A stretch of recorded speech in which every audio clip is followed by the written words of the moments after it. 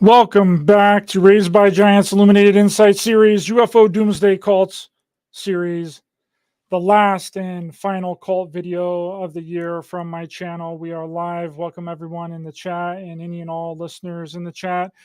We're not in the chat, any moderators or members to the series that gives you the facts and the research behind some of the most highly regarded modern day belief systems floating around the community that come directly from these UFO cults with theories and beliefs of extraterrestrials landing and saving humanity. And there's no shortage of that in this episode. End of the world predictions that never come true, Luciferians, evil extraterrestrials messing with humanity, supposed advanced technology like time travel, channeling, telepathy, psychic communication, and cloning, and the coming of a new age into the next evolutionary level above human, the Great White Brotherhood of Light, New Age UFO extraterrestrial raptures, along with many people claiming to be reincarnations of famous historical figures, which is some of my favorites, to give you the most delicious and yummy called burrito, baby. That's right, cult burrito time. Are you hungry for the truth? Make yourself a cult burrito. Study every single New Age theory out there. Alternative religion, ancient astronaut theory, extraterrestrial hypothesis that you can possibly get your hands on. Go to New Age centers, visit your local crystal shops, meet with spiritual gurus, compile all of their ideologies, mix it into your own version of Christianity. Make yourself a cult burrito. The only way to feed yourself the truth. Ha! Audience loves those called burritos, baby. Called burrito time. If you haven't checked out episodes 1 through 13 yet, I highly recommend it. There's a playlist on the channel with all the episodes in order. If you haven't listened to all those episodes so far, you're in luck because we're just going to compile all of those episodes into one amazing burrito. And if you have listened to all the UFO Doomsday Cult videos and the series that I've done and all the research, you'll realize that all of these belief systems and theories and ideologies that are being talked about to this very day come directly from these UFO cults and have just been regurgitated and changed just slightly for a new generation of people. You'll see that ufology is a complete and utter fabrication with nothing but stories and made up nonsense mixed together with other fake made up stories, along with military and three-letter organizations, myths and disinformation surrounding UFOs and extraterrestrials. And I thought that this would be a perfect time to bring all of the study from all the cults that I've looked into one single video, and it's going to be a lot of fun here this evening with the UFO Doomsday Cults Year in Review show. But before we get started, super chats and super stickers are available. Also, PayPal and Buy Me a Coffee links are in the description as well and are a great way to help support the show and my work. And if you contribute on PayPal or Buy Me a Coffee during or after the show, you'll get a shout out and a thank you on the next live. For big contributions, it's better to use PayPal or Buy Me a Coffee, but super chats and super stickers are always welcome and will be read out live during the show. Couldn't do this without your guys' support. Also, if you'd like to support the show monthly, you can sign up to be a Writer Ranger member. Just click the join button right under the title of the video and become a Writer Ranger member today. It'll give a nice little badge to your name in the chat, and I'll be working on some members only content next year, so you don't want to miss out on that. Sign up today to be a Writer Ranger member and support the show monthly and brand new content on the Writer Rangers member page starting next year. That no one else can see unless you're a Writer Ranger member, baby. And also, my documentary JFK X is now available for international viewing. Amazon only carried the film in the United States, but me and Jay Widener have now put it up on Vimeo. So if you're in a different country other than the United States, you can now watch the film. Me and Jay will be starting to work on the second documentary at the beginning of the year, so stay tuned for that. Those of you that haven't seen the film yet, that's in the United States, the Amazon link is also in the description, and I have the Vimeo link pinned in the comment section here. And I'll send it again one more time. There it is. I just dropped it in the chat. So if you know anybody that's outside of the United States that has not been able to see JFK X Solving the Crime of the Century, they can now watch it on Vimeo. So what we're going to do today is we're going to go through many of the cults that I've covered here on the channel, but We're going to do them in order by date, which I think is going to be very illuminating. It seems like that there was a big, huge uprising of UFO cults that started in the mid 50s and then in the early 70s and then in the 90s. So it's like 20 years in between each of these cults that they start grouping together and then becoming really popular. So the earliest of UFO cults in the United States is the cult of I Am. And this is where all of the New Age thoughts and ideas come from. And this is very important to understand. Their influences are literally everywhere. I've spent a lot of time researching this cult because, again, it's really important to understand this and all the ties that it has to almost everything that we hear about today, especially when it comes to the New Age community. The cult of I Am with Guy and Edna Ballard here, which is the original Ascended Master teachings religious movement founded in the early 1930s by a guy and Edna Ballard, his wife Edna Ballard in Chicago, Illinois, which is really an offshoot from other movements and ideologies of that time period, including Edgar Cayce, Elena Blavatsky, Rudolf Steiner, and others, which then created offshoots and inspirations for many other groups and organizations after that.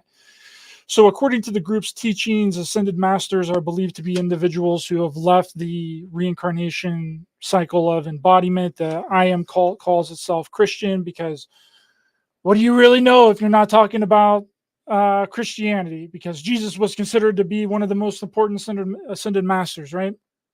So the cult is also a patriotic cult because they claim that ascended master Saint Germain is believed to have inspired and guided the United States Declaration of Independence and the Constitution according to the ideology of the cult, and that Guy's information came to him directly from Saint Germain. And Guy and Edna Ballard here were sent by Saint Germain to save America from impending doom. So Guy Ballard here started his career as a psychic medium, as most of the cult leaders do, and hypnosis, as we're going to see a lot of these cults that we've covered so far have like this background in hypnosis, which comes in handy later on in the formation of the cult when you're developing your ideologies and basically brainwashing your followers to believe you're made up nonsense. So Edna here, get it flipped up. Edna worked at an occult bookstore ran by her sister called The Philosopher's Nook, and also wrote and edited a newsletter called The American Occultist, and developed this theory called the Diamond Self, which was the idea that we're all connected and that we're all God and we're all one, right? Sounds like they were just tripping on some acid and tripping on some mushrooms there. We're all one, right? Which would later be parodied by many in the community, with the biggest being the Law of One material, also known as the Raw material, which came out several decades later in 1981. So Edna here, she was running this occult bookstore. Guy Ballard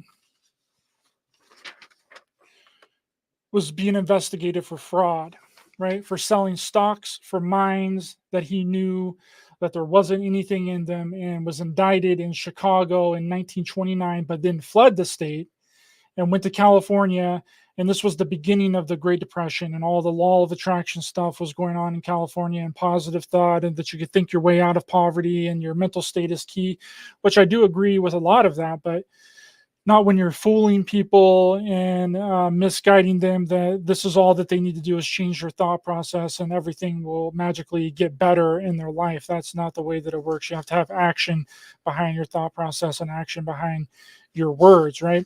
So Guy Ballard, he settled down in the base of Mount Shasta in California, which all of the theories and mythology of Mount Shasta came from a book called Dweller on Two Planets by Frederick Spencer Oliver. Here's the cover of that book. which was published in 1905. And Frederick claimed that a being from Atlantis called Telos telepathically communicated with him and helped him write the book through automatic writing. And a lot of things in this book has been regurgitated throughout the community and the spiritual and new age community for a really long time, including such things as anti-gravity, powered aircraft, submarines, television, wireless phones, air conditioners, high-speed railways, and describes Telos as his final incarnation in the 19th century America, where his Atlantean karma played itself out. In that incarnation, as a gentleman named Walter Pearson, a gold miner and occult traveler, traveled to Venus in a light body while his physical form remained at the temple inside of Mount Shasta. And in that book also alludes to the lost village of Lemuria and Atlantis inside of Mount Shasta, right? That's where literally all of the thoughts and theories of Mount Shasta being the secret place came from a dwelling of Two Planets by Frederick Spencer Oliver, and then made popular by Guy and Edna Ballard here from the cult of I Am. So this, along with others in the community and groups promoting the idea of the lost continent of Atlantis and Lemuria being inside of Mount Shasta, was the reason that Guy Ballard posted up at Mount Shasta. Guy claimed that there was a group of people inside of Mount Shasta or around Mount Shasta called the Brotherhood of Mount Shasta, which sounds an awful lot like Elena Blavatsky wrote about the Great White Brotherhood, right? So while at Mount Shasta, Guy Ballard claimed to have met the Brotherhood of Mount Shasta while hiking on a mountain looking for the rumored branch of the Brotherhood of Mount Shasta. Here's one of the depictions of Saint Germain that's very popular, that is always tossed around the community. So while at Mount Shasta, he claimed to have met and been instructed by a man who introduced himself as Saint Germain, being regarded as the ascended master from the 18th century from earlier theosophists, right? So Saint Germain brought Guy some cupcakes. I kid you not. Ascended Master Saint Germain brought Guy Ballard cupcakes to eat on Mount Shasta after he was play fighting with a real life panther. So he goes up on you can't make this stuff up. It's incredible. So he went up on into Mount Shasta. He sees what he thinks is he sees a panther, and instead of the panther being angry with him, Guy Ballard sends the panther this amazing, great love energy, and then the panther becomes very playful, and then Saint Germain shows up and gives Guy Ballard a bunch of cupcakes for him to eat. A bullshit? A bullshit? A bullshit? A bullshit? So after this, Saint Germain then takes Guy Ballard all around the world and teaches him all sorts of fantastical things about life and the existence here. It tells Guy that the Ascended Masters can phase in and out of reality at will. They can take on any form that they want, and gave Guy Ballard visions of the next 70 years in America from 1930 forward, and that the evil forces were going to be destroyed and that peace would reign on earth. And that didn't turn out very well, did it, Guy? Right? Which sounds very familiar to a lot of other things that we hear about in the community, right? Guy also claims to have gone to Washington, D.C. with Saint Germain to meet with a secret government of light at the White House, which could be interpreted as the White Hats.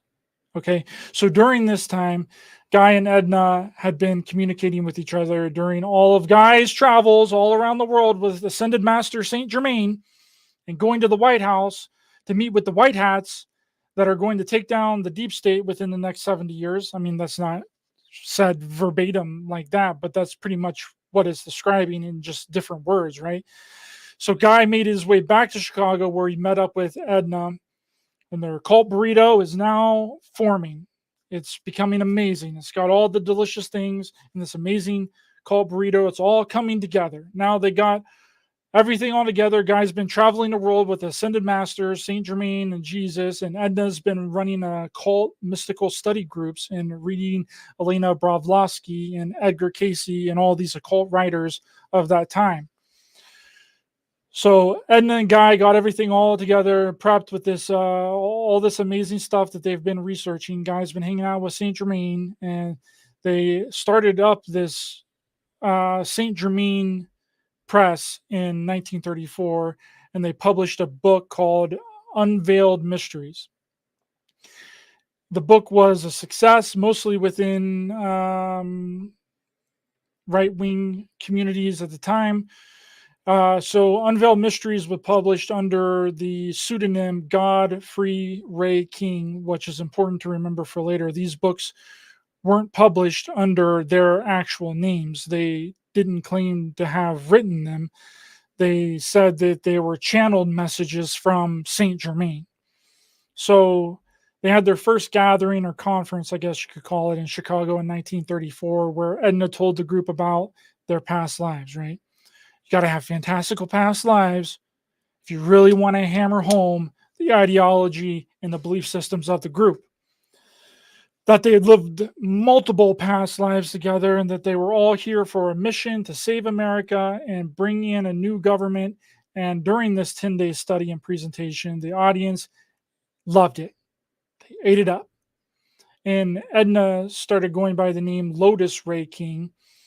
The I Am name wasn't established until the next book, which was called Magic Presence in 1935. So the ideology of the group teaches that the mighty I Am presence and is God existing in each person's higher self, and a light known as the violet flame is generated by the I Am presence and may surround each and every person who calls forth the action of the Holy Spirit, Saint Germain, or Jesus Christ for mercy and forgiveness. The group's beliefs that by tapping into the I Am will create more justice, peace, harmony, and love, and will work together to rid the world of evil and help get rid of difficulties in life. One of the first mentions of the I Am came from a gentleman called Balding T. Spalding, book Life and Teachings from the Masters of the Far East, Volume 1 in 1924, which describes the I Am, the Christ consciousness, and that the United States has to accept the Christ consciousness from the Ascended Masters to evolve into a new version of itself. And I'm not saying that none of that exists, right? I'm not saying that Christ consciousness doesn't exist, just saying that if Guy and Edna Ballard they basically ripped off this guy to create their own ideology, right? The spiritual goal of the teachings is that through a process of self-purification, the believer can attain a perfected condition of these ascended masters and these saints like Saint Germain, right? And they can do that physically in a physical body. The process of obtaining these results includes getting in alignment with the I Am presence. That's all you got to do, guys. You just got to get in alignment. If things aren't working out for you, things ain't going good in your life, you just got to get back into realignment, align yourself with the universe, and let the positive thoughts flow into your head. You don't need to do anything else, nothing else. Just sit back, right? That sounds very familiar as well. And with the help of the Ascended Masters, right? Jesus and Saint Germain, they're going to come in and save the day. And you got to have strict devotion to Jesus and Saint Germain in the form of gratitude, meditations, invocations, and affirmation, all of which are said to amplify the energetic presence of the violet flame that surrounds all of us, resulting in the desired positive changes and ascension to the next realm after death. So on one hand, they're saying that all this stuff is physical, that we can ascend physically into this new realm where we're not going to die. And then on the other hand, they're also saying that it's a realm after death, which is very interesting. But another thing that they came up with that has been floating around the community for a long time that I know that people have heard about, that Netflix just did a documentary on, called The Twin Flame Cult. Well, Guy and Edna Ballard started this twin flame thought and idea, but it wasn't called twin flame. It was called the violet flame. And you would just call out the Saint Germain, do your invocations, your affirmations, and you'd be surrounded with the violet flame of love and ascend into heaven. All your problems will be solved. No need to do anything else. Just sit back. And listen, I got no problem. I got no problem with affirmation. People like a good affirmation. It's proven to help. But these people are wanting strict adherence to Jesus and Saint Germain that aren't even proven to exist. The Ascended Masters aren't even proven to exist. And this idea that no action is required and you don't have to do anything, Saint Germain and the Ascended Masters got you, that's ridiculous, right? And the movement believes that in the existence of a group called the Ascended Masters, which there's a hierarchy of supernatural beings that includes the original Ascended Masters, such as Saint Germain, Jesus Christ, Maitreya, and all of these other famous historical figures that are part of this hierarchy. And they aren't the only ones. As we go down through the list of all these cults, you're going to see that they all have this hierarchical structure of spiritual beings, and some call them Ascended Masters. But this is the original Ascended Masters teachings that happened in the 30s. And they believe that there's several more Ascended Masters, more beyond Jesus, Maitreya, and Saint Germain. They believe that there's over 20 Ascended Masters. And and they give some names for those, but I think that a lot of them were just completely made up names that they just created. So these Ascended Masters are believed to be humans, again, that have lived in a succession of reincarnation in physical bodies, or cosmic masters, which later on we're going to get into. George King, he called them cosmic masters. They weren't Ascended Masters to him. They were called cosmic masters.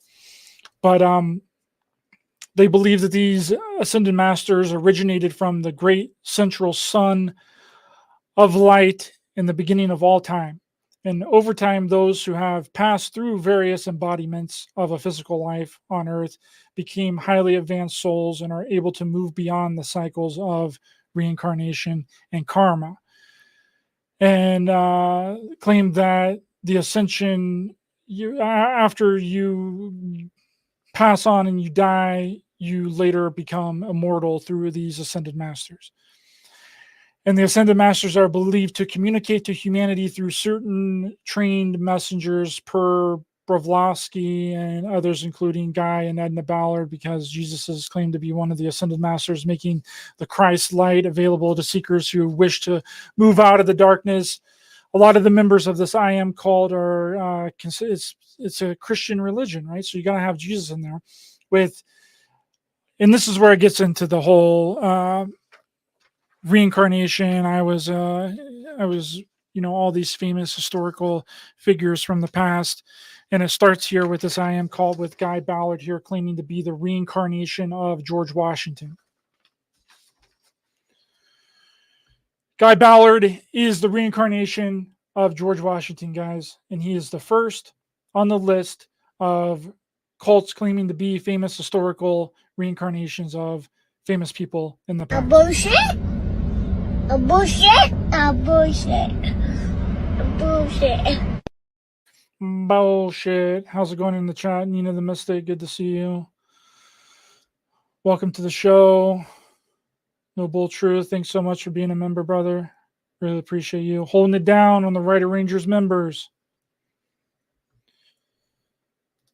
Nina the Mystic, he reminds me of Michael Aquino. Yes. Michael Aquino, head of the Church of Set. Yes. Dr. Who, good to see you, brother. So Guy Ballard is claiming to be the reincarnation of George Washington. He's also claiming to be the reincarnation of an Egyptian priest and a French musician. The cult of the I Am, all the way back in the 30s, is what really started all this past life reincarnation stuff. Again, was saying that he was the reincarnation of George Washington, which really fits in to their whole narrative really well, with this cult being the savior of America, along with the violet flame, and along with the concept of the twin rays, which is exactly what twin flames are today. The other half of your soul, you're not complete unless you have the other half of your soul. But and this is where all the twin flame stuff started. It just went under a different name called twin rays. So obviously, Guy and Edna Ballard here had to have been twin rays, right? And they claimed to have lived many past lives together. Guy, claiming to be the past life incarnation of George Washington, and Edna claiming to be Joan of Arc. Amazing pair here. So they packed up from Chicago. They took the show on the road, but there was a problem. They were broke. And what do you do when you're broke? You sell something that people can't see, that there's no proof of or no evidence of, but that also can't be disproven, just like a lot of people do in this community today. And also, Guy Ballard here also claimed to have an ascension chair that people could sit in, and that it was made out of gold and would help people ascend into heaven, which sounds a lot like the Montauk chair that everyone talks about, and a lot of the scams that people run in these conferences that I was just talking about with Shane and Ryan the other day on my show about these scams that people run. They'll just literally put a sun ray visor around a lawn chair and then claim that you're healed. Well, Guy Ballard's ascension chair was the first of its kind, baby. Guy Ballard in his ascension chair. Just sit down and you'll ascend into heaven physically. So their first class on their tour was in Philadelphia in 1934, where Guy and Edna channeled the Ascended Master Saint Germain for the audience to see. They said that there were evil forces inside of the United States that needed to be destroyed, and the only way to rid the United States of these evil forces was to repeat Saint Germain, Ascended Master's decrees and affirmations, and told the crowd that you'll have a life of abundance if you follow Saint Germain, but there's a catch. Saint Germain also says you can't receive this life of abundance if you're not willing to give up your possessions and all of your money. Right? You want ascension? You want ascension, guys? Well, you're going to have to dish out the buckaroos. Okay? If you want to ascend into heaven, you're going to have to give me all of your money and all of your possessions. Right? And they have to put themselves up on a pedestal to make themselves look better than everyone else by saying that they're the chosen ones. Every one of these cults, and we're going to get into the rest of them here, some of them more briefly than others, but I'm just going into this one because this is just very important to understand that a lot of this stuff originated with this cult of I Am. They all have to say that they're the chosen ones, that they're the only ones in communication with the Ascended Masters, and that everybody else that's claiming to be in communication with the Ascended Masters is fake and made up, and that they're lying. So the only people that can be in communication with the Ascended Master Saint Germain is Guy and Edna Ballard and their son Donald are the only ones that can receive messages from the Ascended Masters, even though they ripped off many people's work that came before them. So they what they did is they passed these envelopes at their gatherings and their conventions and their lectures that said love gift on them, and they took donations like that, exactly like a lot of the churches do today.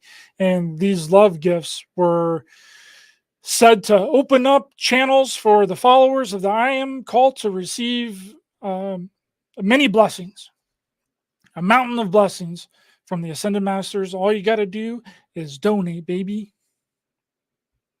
And just like all the other cults that we've covered and that we're going to get into here tonight, these beings seem to be really concerned with physical money and their earthly monetary system, right?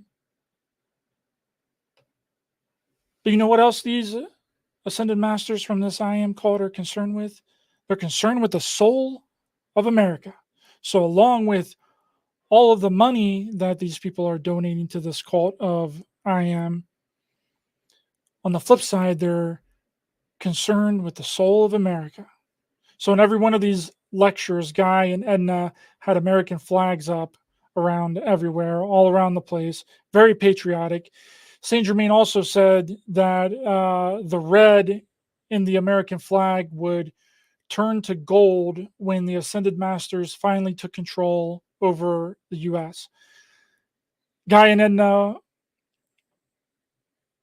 and the cult wanted to overthrow the government of the United States in the name of the Ascended Masters, with the members of the cult calling Guy Ballard the commander in chief of the United States.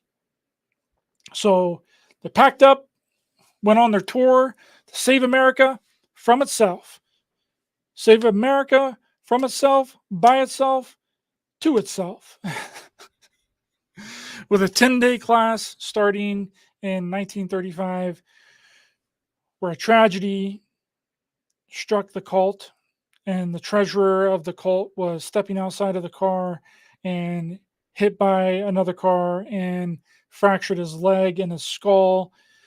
And then while he was recovering, he started calling out Guy and Edna Ballard for all of their nonsense. But as you do when you have a dissenter or a detractor of these cults, you as the leader, you have to claim that they were possessed by evil forces, that they're working for the dark side, which is exactly what Guy and Edna Ballard said. That Henry, the gentleman that got struck by the car, that was in the hospital for having a fractured leg and a fractured skull, was possessed by an evil entity, because after he recovered, he started denouncing the cult and their activities, right? Everyone is evil that disagrees with us. Anyone that has a problem with us and our ways and what we do in this cult is possessed. But buy our books. But not just one of our books. You got to buy all of them. You got to buy all of them to get the clear and concise message of the Ascended Masters in Saint Germain. So how Guy and Edna Ballard scammed a lot of people out of their money was sending out letters to people in the mail with promises of ascension into heaven to the next level, which this is going to catch up with them later on. But in 1938, while in Chicago, after this 10-day lecture, Guy was in the lobby signing books from the audience with good old Saint Germain at his side, supposedly imbuing the books with powers of the Ascended Masters. Guy then gets served with a paper of a $10,000 lawsuit for fraud around the years from around 1924. The plaintiff that was suing him, known Guy Ballard, and claimed that Guy defrauded her of thousands of dollars in what was called the Cottonwood Trust, claiming that he was going to drain the lake in California and mine it for gold and scam people out of $500,000. Guy's been on the roll in the money scamming business for a long time with these scams. So this lawsuit against Guy was supposed to go to trial in January of 1940, but this didn't happen because in the middle of the night on July 14th, 1949, Guy Ballard died from a heart attack, or what some claim to be heart complications, which is, I went out on a limb and said that it was a heart attack because that's normally what it is with heart complications. I'm sure it could be something else. But Edna didn't tell the followers of the I Am cult that he had quote unquote ascended or passed away or died until January 1st of 1940, almost 6 months later. because she knew that this was really going to put a wrench in the whole ideology of physical ascension of the cult that they had been teaching for all these years, that you ascend in a physical body into heaven. So you guess what she did? She did the thing that all of them do every time they get caught up in some nonsense. Hit them with a switcheroo. Are your cult members not following orders? Are they starting to have a mind of their own? Hit them with the switcheroo. Tell them that higher beings have a new mission for them. Tell them that they are the incarnation of famous historical figures. Tell them about the new revelations that only you know about, given directly to you from the higher beings. Tell them anything but the truth. Hit them with the switcheroo. Switcheroo, baby. I'm going to get some shirts made, get some merch. Who's going to buy a switcheroo shirt? Cult burrito shirt. That'd be amazing. I think I would even wear one on the show. Self-promotion. So she hit him with the switcheroo. She switched up the teachings and the ideology of the cult, as you do when some kind of seemingly unexplainable controversy happens. She started saying that when you ascend into heaven, you now die a normal death, but your spirit goes into a higher level and you join up with the ascended masters, Saint Germain and Jesus. And that's what it is. That's what they did, which is exactly what the Heaven's Gate cult did as well. Decades later, after Bonnie Nettles died in 1985, both switched up the beliefs of the cult as well into a spiritual ascension, started talking about that we're consciousness inside of a vessel to cover up the ideology and belief systems that they've been teaching to their cult, that ascension was going to happen in a physical body. But we're going to get into the Heaven's Gate cult here in a little bit. So in September of 1939, the FBI began receiving letters from people concerning the I Am cult activity. In 1940, a man named T. Ray Holsinger wrote J. Edgar Hoover, director of the FBI, to tell him about this I Am cult and that supposedly the Russians were involved, and that even Hitler himself was a member of this I Am cult. No proof of any of that, but that's what was being said. And that's what was being said to J. Edgar Hoover through these letters from T. Ray Holsinger. So in July of 1940, Edna and her son, Donald, and 22 leaders of the I Am cult were indicted on mail fraud charges. And the Los Angeles Times reported that the I Am cult had collected $3 million since its inception. The indictment, that's a lot of money back in the 30s. $3 million? Holy shit. The indictment said that a large amount of people were defrauded through false representations, promises. It stated that the defendants purchased all of the cult's materials, bought all of their books, bought their magazines, pictures, and articles, and were persuaded to become followers and give them lots of money in the form of donations and even valuable possessions to Edna and Guy. And they were defrauded because of the promises made by them in their materials that they had purchased never ended up happening or even coming true. So also in 1941, I'm going to find this picture of the book here. The Bowlers were sued for copyright infringement by the family of the estate of Frederick Spencer Oliver for ripping off his book, A Dweller of Two Planets, first published in 1905, that we were talking about earlier in the show. The suit was dismissed for failure to state cause of action. The district judge quoted the original foreword to Oliver's book in its entirety, wherein Oliver emphasized that he was not the author, but had channeled the book from Spirit of Saint Germain, which is a previously deceased person, with the intent of preserving and conveying the story and teachings of that person's world back then. And the book had only been copyrighted with Oliver as a proprietor, not as the author.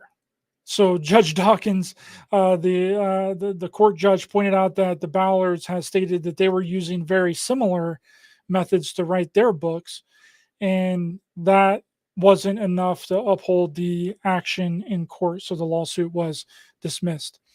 So apparently channeled messages from ascended masters. If you claim that you channeled a book and then you wrote that book and you claim that it was channeled information, cannot be copyrighted. You have to be the author of the book in order for the book to be copyrighted. I mean, this was back in the 40s, so I don't know if it's changed now, but that's a really interesting take on it. So any channel messages from the ascended masters like Saint Germain or Jesus or any of the other 20 ascended made-up masters that are reportedly in contact with humanity can't be copywritten. So people that claim the channel nowadays, just make sure that your name's on that freaking book or you're not going to be able to copyright it. So they appealed the Supreme Court in 1946 with the mail fraud charges.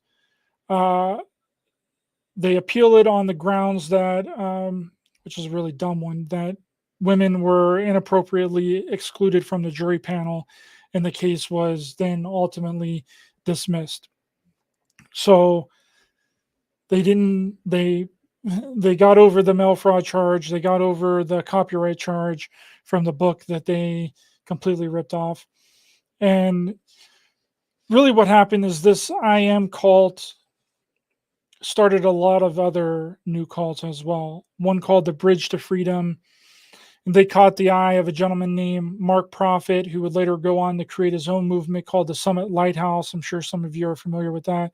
And would marry a woman by the name of Elizabeth Clare Prophet. Well, her name wasn't Elizabeth Clare Prophet. Her original name, her maiden name was Elizabeth Clare Wolfe,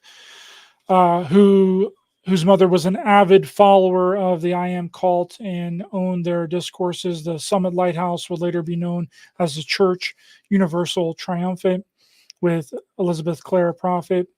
And then she went on to make claims and predictions of apocalyptic doomsday rhetoric, claiming that nuclear war was coming. The church established a community in Montana where they built a series of underground fallout shelters.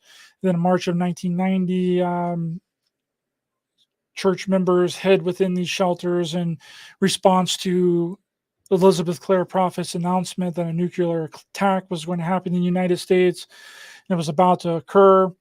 What do you know? That didn't happen. None of these predictions from any of these cults ever happened. So we really see the modern day influences with this cult all over the place, with gurus, new age teachers, spiritual teachers, all tout this sort of I am kind of rhetoric. I mean, I could put together probably a 30-minute sizzle reel of everyone talking about this I am and this I am presence, and then you just repeat the mantra I am, and they don't even know where this stuff comes from. And unfortunately, it comes from scam artists and fraudsters scamming people out of money, telling them that if they donate, they're going to ascend into heaven physically. Promises of being rich and having abundance if they buy their books and follow their cult teachings, right? But not just one book. You got to buy all the books. Read their material, have unwavering devotion to their cult. Don't question their ideology because they're the only ones that have this information. They're the only ones that's in communication with the Ascended Master Saint Germain and Jesus. Right? All the while, guy is being sued for the Cottonwoods Trust because he said that he was going to drain a lake in California and mine it for gold. Right? And their ideology of ascension is used by all of the Ascended Masters' teachings and religions today, spiritual movements, gurus, to the very day. People talk about this stuff. They have no idea where it comes from. And then eventually Saint Germain turned into that Saint Germain has this financial type of trust that he's going to wipe out all the debt on the planet and reissue the gold standard and get rid of the banks to usher in this new age of humanity. Sounds pretty freaking familiar, right? Literally, you can just replace Donald Trump and JFK Jr. in the QAnon nonsense with Guy and Edna Ballard, and they're practically identical. How's it going in the chat, guys? Chloe! You're on lunch break, Chloe. Dang, you must be working late. Working late. Noble truth. King James, how's it going, my friend?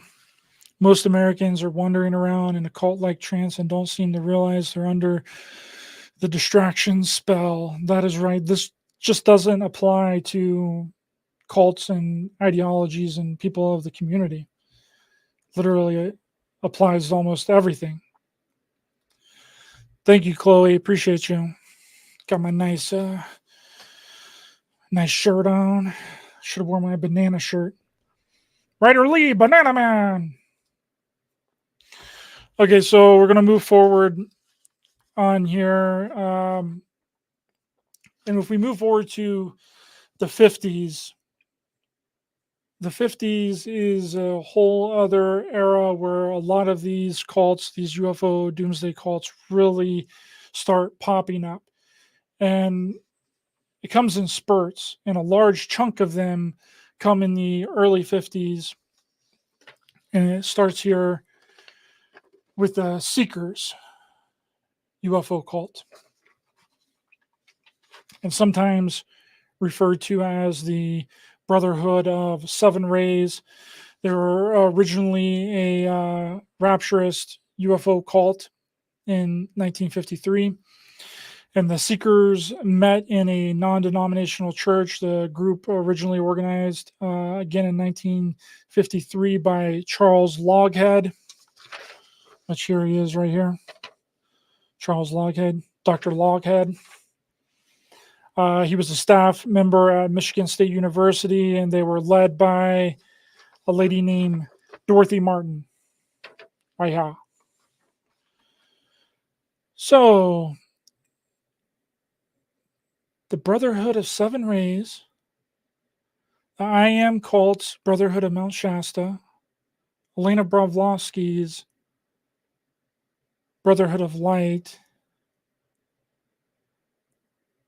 Twin Rays, Seven Rays, Guy and Edna Ballard from Chicago, Dorothy Martin from Chicago as well.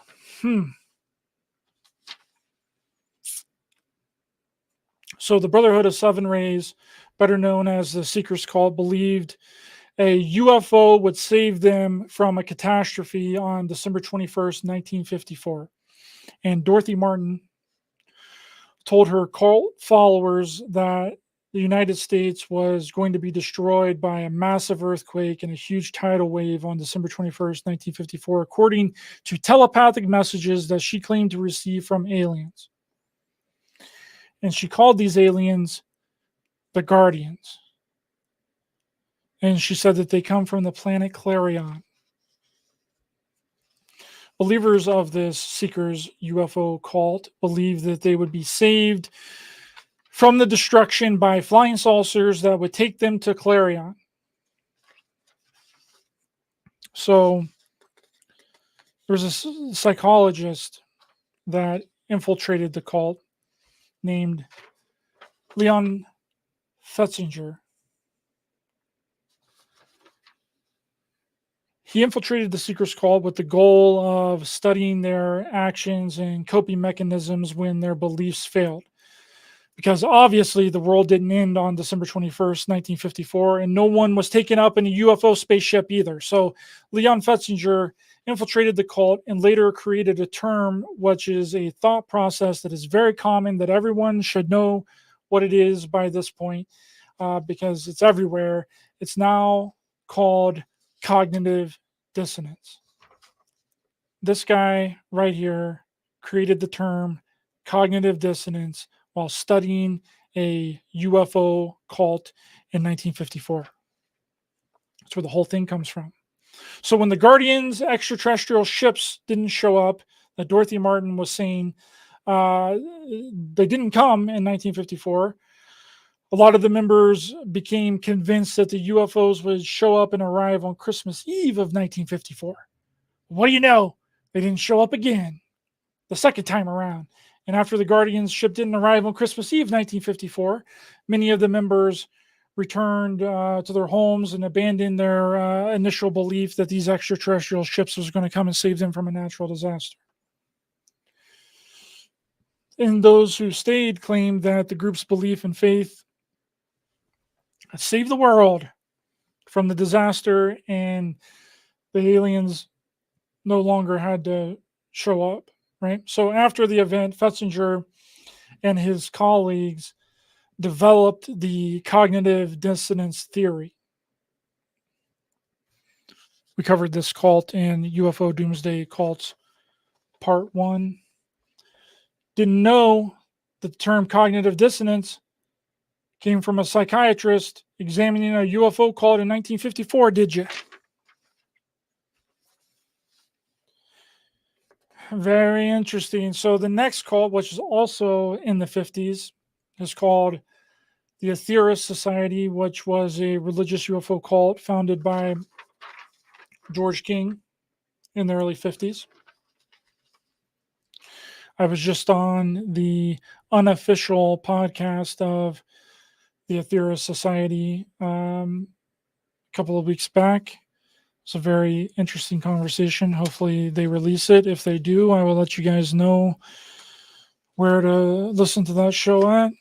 But King claimed that he was in contact with extraterrestrial intelligence, to whom he referred to as cosmic masters. Now, this is a little different from the ascended masters, though they're almost identically the exact same thing. He just switched the name from the I Am cult in the early 30s that called them ascended masters. He turned them into cosmic masters. So George King, born in 1919 in England,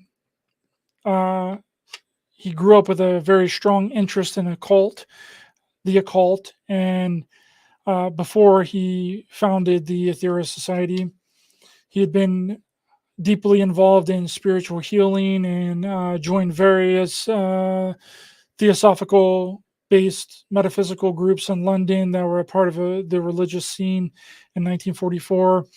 He took up yoga and allegedly developed psychic powers. That's right. George King here developed psychic powers to communicate with the cosmic masters. He doesn't need the ascension chair. He just did it on his own. Or did he? Right? So King claimed that in 1954, a voice told him, prepare yourself, you're to become the voice of interplanetary parliament. Right? And a week later, he didn't do this all on his own. Right? He couldn't have done it all on his own, because he claimed that a world famous Swami was reported to have broken into his apartment and claimed that the Swami instructed him to form a group dedicated to helping the planet, and that this nameless world famous Swami taught him yoga, prayer, and meditation. And according to King, this training enabled him to receive telepathic messages from Venus. The first coming from a being called Aetherius. So a world famous Swami broke into George King's locked apartment, taught him yoga, meditation, and how to communicate with Venus. A bullshit? A bullshit? A bullshit. A bullshit. No better way to cultivate your story than a Swami breaking into your apartment and teaching you yoga, meditation, and affirmations to communicate with the cosmic masters. So we're going to run over the Aetherius Society's beliefs really quickly, and you'll see how familiar it sounds to the cult of I Am that we just talked about. So here's some of the Aetherius Society's teachings. They believe that various religious figures come from different planets, and throughout history, cosmic masters, cosmic masters, getting them confused, cosmic masters, such as Buddha and Jesus, have come to Earth to teach mankind the right way of living. They're regarded by the society as avatars, which we're going to get into with the Heaven's Gate cult. That's what Marshall Applewhite from the Heaven's Gate cult turned his theology and philosophy into as well. And he explains that for Krishna, for example, is from Saturn, which is the home of the cosmic hierarchy or interplanetary council, while Jesus and Buddha are from Venus. The Theorist Society claims that these religions sprang from the same source, as their principles were identical. These beings are, however, spiritual beings on another dimension or plane. The Society's concept is that these beings exist on a spiritual level by maintaining a higher vibratory rate, which then can be lowered. This is how King explains the reported blinking in and out of UFOs. The Society also refers to the Hindu text and the Vedic text and to the Star of Bethlehem as examples of UFOs and alien visitation to teach humanity throughout history. Just like almost everyone does when their bubble gets collapsed of modern day ufology and extraterrestrials. They always cite the Hindu text, the Vedas, the Brahmanas, the Book of Ezekiel, the what's that other book? Book of Enoch, right? King also taught a belief in reincarnation based on the law of karma, according to which humanity progresses life by life towards the goal of perfection. Everyone is destined to eventually become a cosmic master and to continue evolving from there. The Society claims that evolution also includes planet Earth, which is regarded as having planet Earth being like a living entity, which is also what Rudolf Steiner said as well decades prior.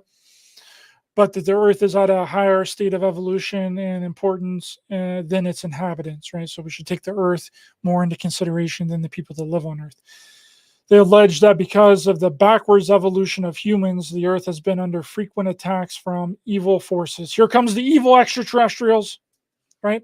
The demonically possessed ones that's here to infiltrate from other parts of the universe, that the cosmic masters of other planets are fighting off a number of evil aliens.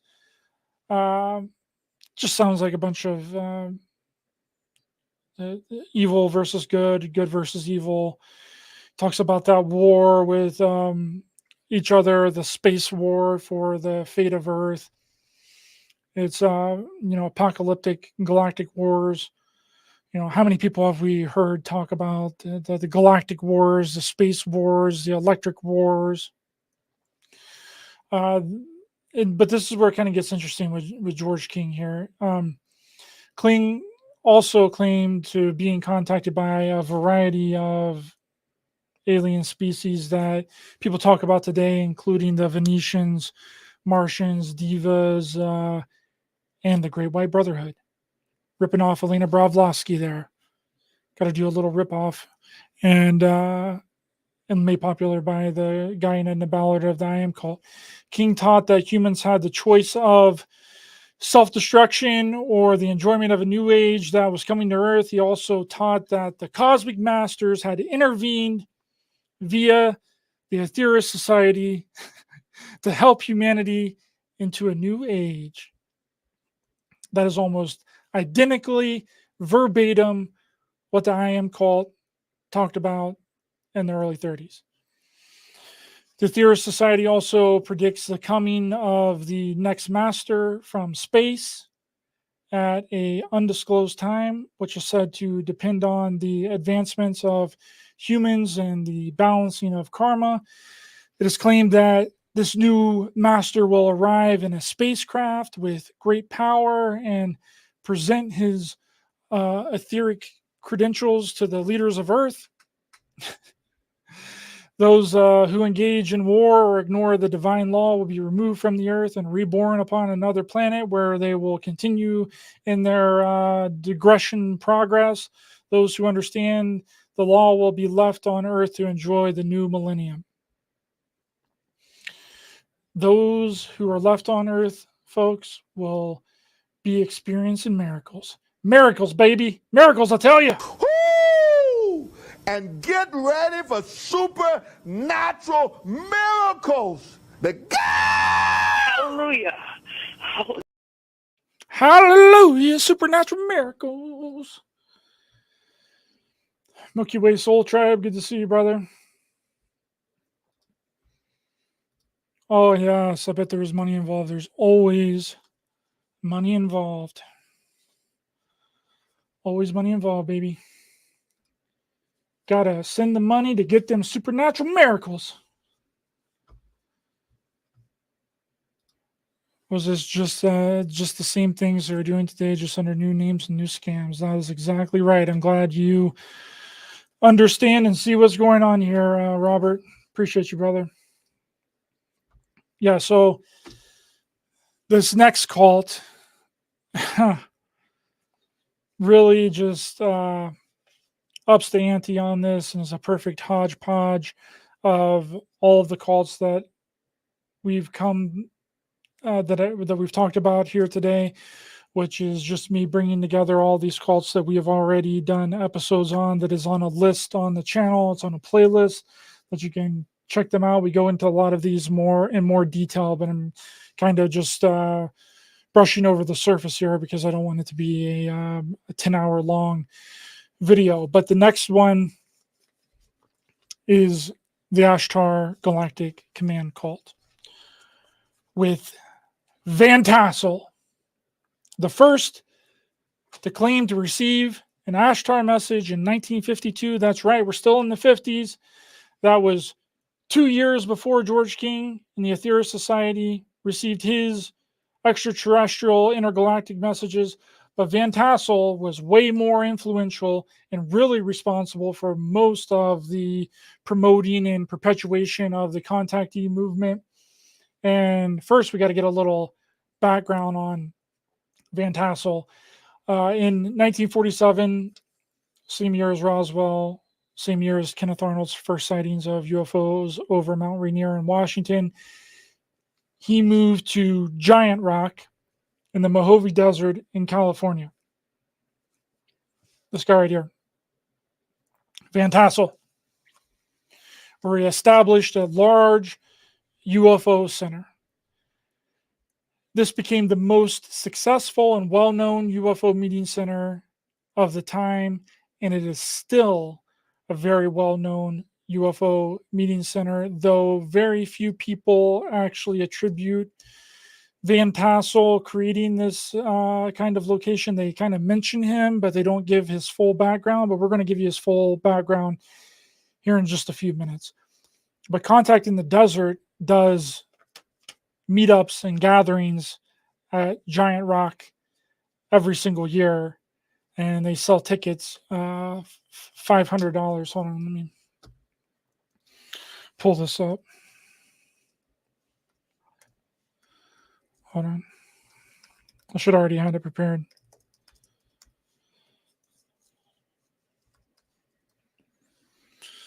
Okay, we're going to go to the Contact in the Desert website here and see what they're offering about Giant Rock and the integration tour. Okay. Share screen, Contact in the Desert. Boom, here we go. This is the official Contact in the Desert website. Oh, they got an X on there. I guess that's for everything's X. By JFK X on Vimeo. Link is pinned in the comments. So here we got Giant Rock and the integration tour. Let's click on this bad boy.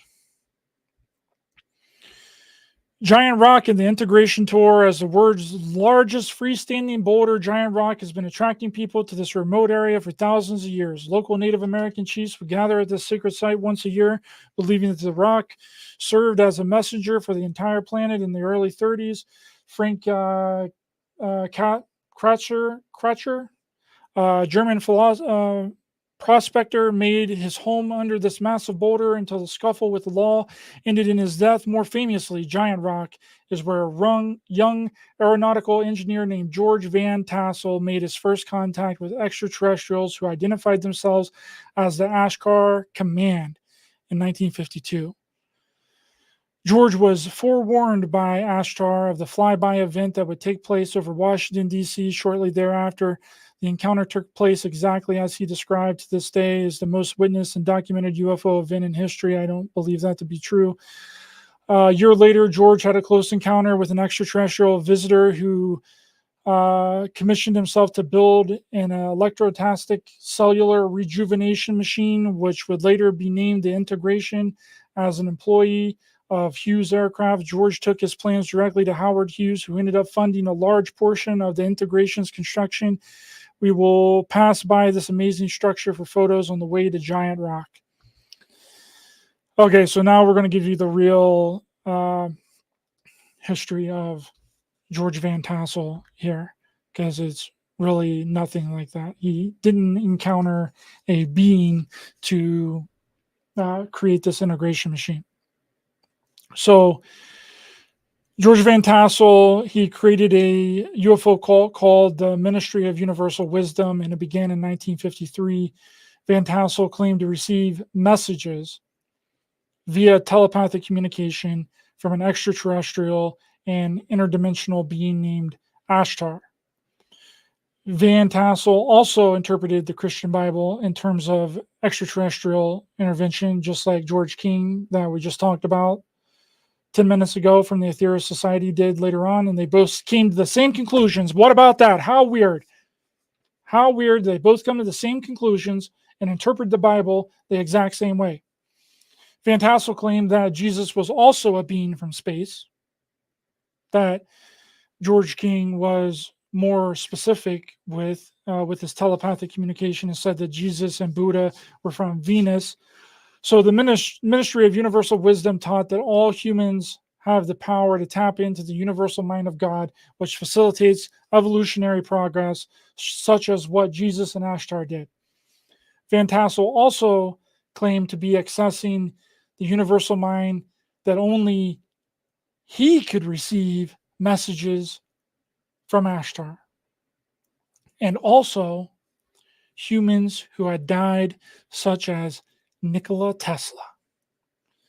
This guy right here, George Van Tassel, was communicating with the deceased Nikola Tesla. In 1943, Van Tassel claimed to receive the instructions to build the integration machine, which could extend the lifespan, access knowledge from the past and future, could let you time travel, anti-gravity, rejuvenation. They did all this stuff. This integration machine did all this stuff.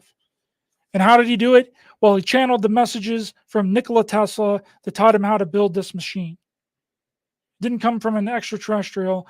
It came from him channeling messages from the dead and deceased Nikola Tesla.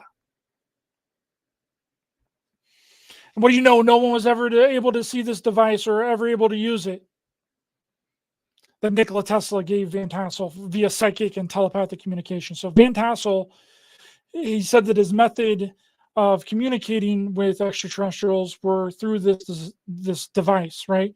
And that he could also communicate with extraterrestrials and also deceased humans like Nikola Tesla, which is really one of the very first channelers in this type of community. Besides, if you want to call Edgar Casey a channeler, or Elena Blavatsky a channeler. But in modern times, George Van Tassel was one of the very first channelers, and he was definitely the first channeler of the Ashtar Galactic Command.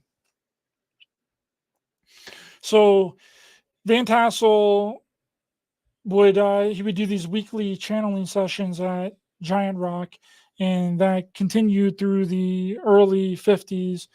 And the concept of the Ashtar Galactic Command started making the rounds and becoming very popular, and it was appropriated for use by a number of prominent early contactees and channelers, based on this figure of Ashtar. This is the most well-known picture used to describe and show what Ashtar looks like. But it was originally promoted by Van Tassel, that made a time machine out of channeled and psychic communication with Nikola Tesla. So there was this other guy named Robert Short. I believe his real name was Bill Rose. He was an editor of this 1950s UFO magazine called the Interplanetary News Digest.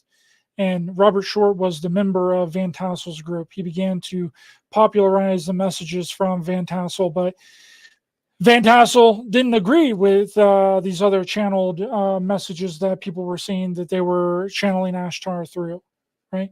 So Van Tassel basically created the Ashtar name and claimed to be the first person to ever channel Ashtar, and he was getting pissed off at other people that was claiming that they were also channeling Ashtar. He didn't agree that these other contactees at the time, he said that they were not authentic. So some controversy brewing with the Ashtar cult. Right? He was telling Robert Short, I'm sure he was telling Robert Short that your fake made up stories about Ashtar are not as good as my fake made up stories about Ashtar. So Robert Short did the thing that anybody does when they're no longer accepted in the cult. They break away. So Robert Short broke away from Van Tassel and formed his own cult called the Ashtar Command. So by the mid-50s, this concept of Ashtar and the Galactic Law Enforcement Agency known as the Ashtar Command, where these channelers and these people that were claiming to channel Ashtar were telling people to get prepared. A rescue of humanity is becoming established within this cult, and this included various well-known channelers and contactees and esoteric scholars of the time, which many more failed predictions came out of. Many predicted that a space fleet would arrive in the near future. Many claimed that flourishing civilizations existed on other planets in the solar system. But again, as time progressed and people became more aware and knowledge progressed, and time always has a way of revealing the truth, right? It's just, do we remember, right? Do we remember those old claims? And the public failure of these predictions had a huge negative impact on the expansion of the Ashtar Command movement. And this was due to the lack of an authority figure that could really shift blame and take on damage control, which is very important when all these failed predictions did not come to fruition, right? They even went as far as to fake a radio transmission in 1971 on a British radio talk show devoted to UFOs, which is a huge coincidence, right? You just get this hijacked broadcast in 1971 on a show that's dedicated to UFOs and extraterrestrials, right? They received a strange interruption claiming to originate from outer space, which was some of the guests believed to be genuine. Some of the people that listened to it thought that it was real. And it turned out to be a prelude for a 1977 Southern television broadcast interpretation, which, when a voice calling itself, I think the voice said Vrillion from the Ashtar Galactic Command. You guys can look it up on YouTube. It's pretty easy to find. You just type in Ashtar Ashtar radio interruption broadcast, and you can find it when something like this is really on from the Ashtar Galactic Command. Lay down your nuclear weapons or prepare for annihilation or whatever. So in July of 1952, a prediction channeled through Van Tassel that life on Earth was going to be destroyed when they explode the hydrogen bomb. Because in, I believe it was November of 1952, the first hydrogen bomb was to be detonated. That didn't happen, but Van Tassel had the perfect excuse and said that Ashtar was intervening to stop the destruction of the planet after the explosion. And then other channeling messages claim that various actions were taken by the Ashtar Galactic Command space fleet to not create the destruction of the planet after the H-bomb was detonated. So after 1952, all these other mediums began to claim contact with Ashtar Command. The most widely publicized of these messages were met with nothing but failure because they were always wrong. And when they predicted that civilizations were flourishing on other planets and the immediate landing of extraterrestrial Ashtar Command Galactic Space Fleet ships on Earth didn't happen. At this time, everyone was claiming to be in contact with the Ashtar Command, but they were all presenting conflicting messages, just like everyone does to this very day. You can literally type in on Google Ashtar channeling, and you'll get hundreds of videos of people claiming to channel Ashtar. And that can't be, because it was made up. Ashtar was made up by George Van Tassel. And he even said that anybody that claimed to channel Ashtar was wrong, that they were fraudulent.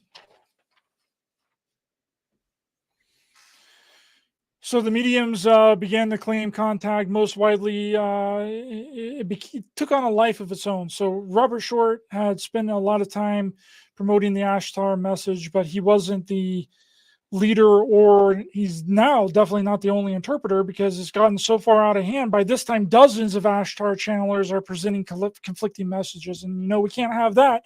And several of these channeling groups began to utilize the internet in order to promote their beliefs and attempt to unify the movement by establishing a single Ashtar worldview, authoritarian source for all Ashtar messages in the mid-90s. This led to a significant uptick in channeled Ashtar messages and membership.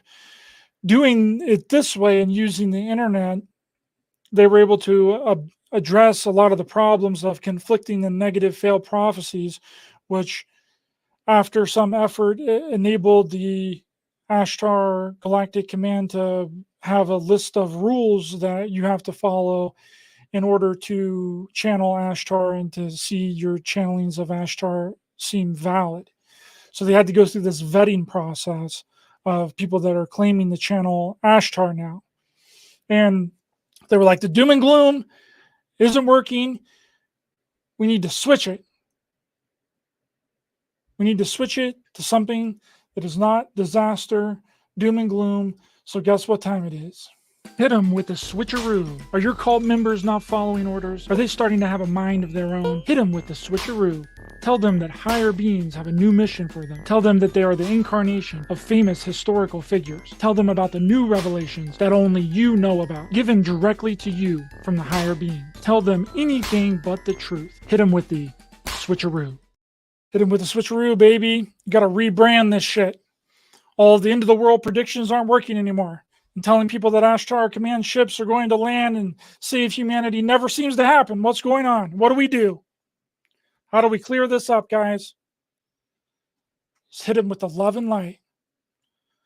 It's perfect. Love and light, new age stuff. So the group of Ashtar command messages, which were focusing on the themes of the end of the world and destruction and the end of the earth and these new doomsday predictions and extraterrestrial mass evacuations and general fear mongering and conspiracies, were declared invalid by this new group of Ashtar command channelers on the internet in the mid 90s. They definitely had to have thought to themselves, how many times can we predict the end of the world and it not ever happen? And people still have interest in our cult. I know what we'll do. Let's claim that all the channelers of the Ashtar Command have been deceived by negative space aliens who had rebelled against the Ashtar Command, made alliances with others, began operating on a lower vibrations in the lower planes, and nothing but love and light messages from Ashtar from now on. And that's exactly what happened. This new group of Ashtar Command channelers did exactly that. They not only declared that all of the other channeled messages that came before them were invalid, even including the creator of the Ashtar Galactic Command, George Van Tassel, were wrong. Because those channelers were infiltrated by an evil Ashtar group, and that no new future channelers would be accepted unless they operate on the love of the soul. You got to get in alignment. You got to get in alignment, folks. You got to be on a high vibrational timeline if you want to channel Ashtar from the Ashtar Galactic Command. Work from the level of the soul, bro. Get in alignment. These people were not in alignment, especially George Van Tassel, that created the Ashtar Galactic Command and was the first to claim to channel Ashtar in 1952. He was definitely not in alignment. He wasn't in alignment because he was channeling Nikola Tesla to give us an advanced integration machine that allowed people to time travel and achieve immortality. So new rules, new stipulations were added to this Ashtar Galactic Command cult, and a guide if you wanted to channel Ashtar. So the only messages from Ashtar that would be accepted as valid by this new group of Ashtar Command cult leaders, they had to comply with a set of rules consisting of 12 guidelines, which outlined what the movement stood for and how Ashtar would interact with society. So this new switcheroo con of and rebranding of Love and Light was with no more destruction and end of the world stuff. They claimed that millions of spaceships believed to be constantly in the vicinity of Earth would never interfere on the planet's surface unless there was a serious problem, such as a third world war or a global catastrophe. Oh, I gotta do rebranding time. Let's do one for the one time. It's rebranding time. Is your cult having money problems? It's rebranding time. Is your cult following figuring out that your fake made up stories are fake made up stories? It's rebranding time. Gotta rebrand that shit. So how many times have we heard this prime directive nonsense? Oh, the aliens won't interfere. That's why you never see them. It came from this Ashtar command cult. Some would argue and say that it was Star Trek, but we're talking about UFO Doomsday cults here. And either way, regardless if it came from Star Trek or the Ashtar Galactic Command cult, they perpetuated it. They perpetuated this prime directive notion to then explain away why their predictions failed of the Ashtar Galactic Command ships landing and saving humanity wasn't happening. Guess what? It's either they're invisible, you can't see them, they're on a higher vibratory rate than us, that's why they're invisible, or they're not going to interfere with Earth stuff because they can't interfere, because there's a prime directive that an advanced civilization cannot interfere with a lower level, not so technologically advanced civilization. So in 1994, a small group of Ashtar Command members claimed that an extraordinary event had taken place. They called it the liftoff experience. They communicated via the Ashtar online internet network that the liftoff experience had taken place, and that the Ashtar Command followers had been placed aboard the ships of light, and that that were circling the planet, and the Galactic Fifth Fleet will use a physical vibrational transfer, which involves the human consciousness or the etheric body being raised from this physical incarnation in this physical dimension and transferred to the light ships.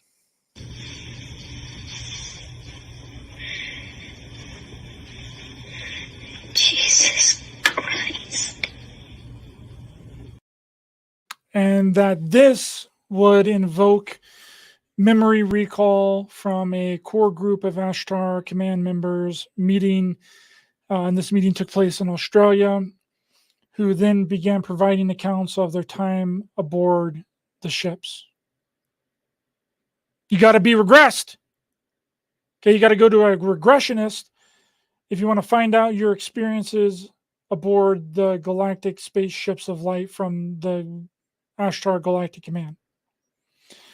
This is a bunch of word salad nonsense, and is also mixed up in with the SSP and Super Soldiers LARP as well. The group claims that the purpose of the Intergalactic Ashtar Command liftoff experience is for the ascension of the human race as a whole, to which individual ascension is a precursor and an aid. It also claims that the collective ascension is being aided by large electromagnetic grids deployed around the planet by the Guardian ships. A bullshit?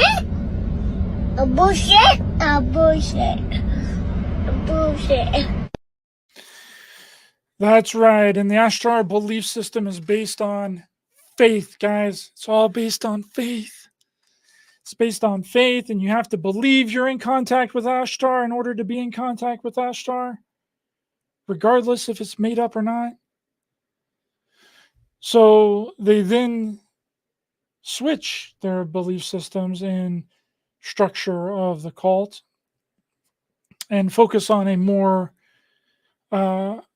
spiritual space fleet and spiritual extraterrestrials, to the more easily digestible and easy explanation that they can use in place of their failed predictions, is which they are now invisible.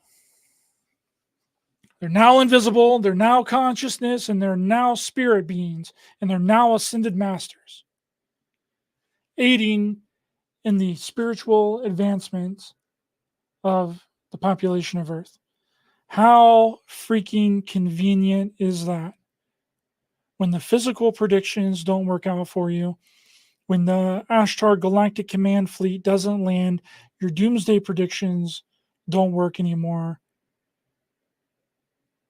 Well, the reason that didn't happen is because they're invisible. Where are the extraterrestrials? Oh, they're invisible. Where's God? God's invisible. You can't see him. This is literally the perfect mixture of the I Am cult from the 30s, the Aetherius Society cult from George King, the Seekers UFO cult, for a new a new decade of followers in the 90s. And the followers of the Ashtar Command believe in this this knowledge, this divine right that spreads across the human race. Ashtar and others,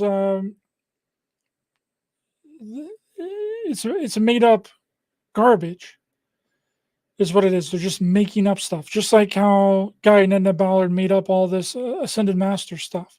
So since Van Tassel in 1952, when he supposedly revealed his first message from Ashtar, many people have claimed to have experiences involving Ashtar. They have claimed to channel Ashtar. The Ashtar is a huge staple in the UFO contactee movement, getting so far out of hand, creating its own lore, its own mythology, and it's still happening to this day. People claim to be in contact with Ashtar. Like I was saying earlier, just type in Ashtar channeling on YouTube. You're going to get a whole list of people that claim to channel Ashtar and the Ashtar Galactic Command. How's it going in the chat, guys?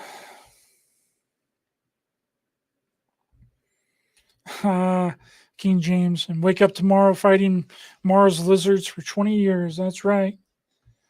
Susie, good to see you. Glad you made it. Noble truth, unfortunately, always focusing on an outside source and not themselves. Cult's downfall and money, dude. Got to give me all that money.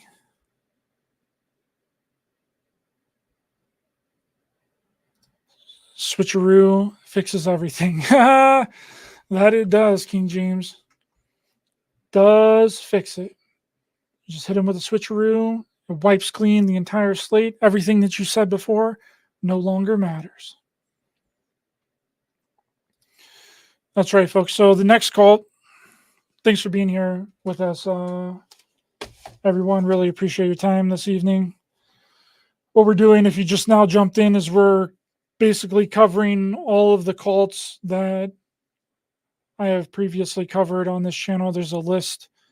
There's a playlist on the channel under playlist on the main homepage of Raised by Giants that has all of these in order, but they weren't in order as the date that they happened. So I thought that it would be a really nice way to really give you an overview and an overlook of all of these cults date by date and how they rip off each other and how they're just plagiarizing each other.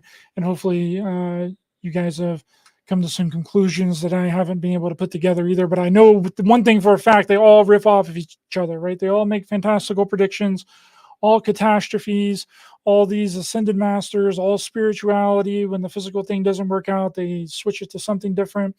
And it's no different with the Unarius Academy cult from 1954 with leaders Ernest and Ruth Norman here. They claimed that they were the past life incarnation of Mother Mary and Jesus. This is Ruth Norman. Remember, guys, we're still in the 50s here. We haven't even gotten out of the 50s yet. The Ashtar Galactic Command cult kind of overlapped into the 90s there because that's when it became really popular, but started with Van Tassel, his original channeling in 1952, and then he developed his cult in 1954. But we're still in 1954 because this is where a bulk of these UFO Doomsday cults actually came from. The Unarius Academy cult in 1954. They claimed that they were the past life reincarnations of Jesus and Mother Mary. Ernest Newman here claimed that he traveled to Mars psychically and said that Asians live underground on Mars, not extraterrestrials, but Chinese Asians, and that Mars was destroyed several thousand years ago, and that they came to Earth, and that's how we get Asian people today. And that the Asians went back to Mars, and now they live underground. Ernest died. Ernest died, and this gentleman named James Spiegel took over the cult. And James Spiegel predicted that a mass UFO landing from extraterrestrial beings would occur in 2001.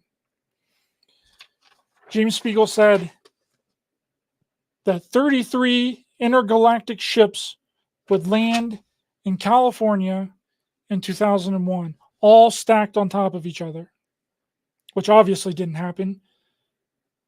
But Spiegel already had the switcheroo planned and said if they didn't land, then you aren't looking hard enough, right? You heard it here first, guys. James Spiegel from the Unarius Academy cult said that if the UFO ships don't land in 2001, then you just aren't looking hard enough. And get ready for miracles, guys. Miracles all day long from these UFO galactic ships that are going to land in 2001 with 33 interdimensional ships landing in California, all stacked on top of each other. A bullshit? A bullshit? A bullshit. A bullshit. Now we get on to this. Also, Ruth Norman claimed to be various incarnations. She claimed to be incarnated over 500 times as different people in the past, including Jesus, Mother Mary, Joan of Arc, all these people she claimed to be. And she also convinced the followers of the Unarius Academy that they were also that they had also been incarnated with her several times, or several hundred times throughout the inception of the earth, and that she was all these famous historical figures. Now we move on to the Mark Age UFO cult here with Gloria Lee from 1959. Still in the 50s, guys. We haven't quite busted out of that 50s UFO rabbit hole yet. But Gloria Lee claimed that she was in contact, telepathic communication contact with a being that she called JW from Venus. So George King claimed in 1953 that he was in contact with beings from Venus. He claimed that Jesus and Buddha was from Venus. Gloria Lee here claims that she was in contact with a gentleman named JW from Venus. And she wrote several books based on her contact or her telepathic communication with this JW extraterrestrial from Venus. And she gave plans to the United States government for world peace and how to build an intergalactic space station. No joke. She literally gave plans to the United States government for world peace and how to build an intergalactic space station based off of her telepathic communication from this JW character from Venus. And when the government didn't pay her any attention, she soon after launched a hunger strike, and she told others in the UFO contactee community that she would enter into a coma-like state and she would be resurrected like Jesus and continue her work with this newfound revelation and new wisdom and knowledge. But after approximately 66 days of this hunger strike, she was then taken to George Washington University Hospital and died there on December 3rd, 1962, at the age of 36 from starvation. She was so sure that she was right about the space plan and world peace. She gave it to the government, launched a hunger strike, and after 66 days died from starvation. Unbelievable. So now we finally get out of the 50s. We're now into the 70s here, more specifically 1974 with Rael from the Raelian cult, that I talk about all the time on the channel, where the idea that extraterrestrials created humanity, the gods of the Bible are really Elohim extraterrestrials, that Rael is the last prophet of 39. He's the 40th and final prophet, and that in 2035, the extraterrestrials called the Elohim are going to land on Earth and share with us their advanced technology, and that him and his followers need to create an embassy for these Elohim to land, a landing pad, if you will. And if not, they're not going to come and share their cloning sex robot technology that humanity can all enjoy. Rael really loves these extraterrestrial sex robots that he claims that the Elohim picked them up in their spacecraft in 1974 and took them to their home world, to where he had unlimited sex with these Elohim sex robots. Loves them, right? Elohim took Rael up in their intergalactic spaceship, where he was able to just have sex with human cyborg sex robots for his pleasure. But another interesting thing about Rael from the Raelian cult was that he said that the Elohim, how they live forever, because the Elohim have achieved immortality, and how they achieve that immortality is through cloning and consciousness transfer technology. So they'll create a clone, they'll transfer their consciousness into that clone, and that's how they continue to live forever. And Rael did create a company called Clonaid. And it's a real website. You can type in Clonaid into Google, and you can go to this website here. This photo was printed directly off of the Clonaid website that Rael from the Raelian cult is a founder of, because of his experiences with the Elohim and immortality. And they claim to have cloned the very first baby clone, which supposedly happened in 2002. And they named that baby Eve. There's also a rapper named Kid Buu that claims to have been cloned by this Clonaid company founded by this Rael from the Raelian cult. They also claim that several people have been cloned out of this Clonaid facility in Canada.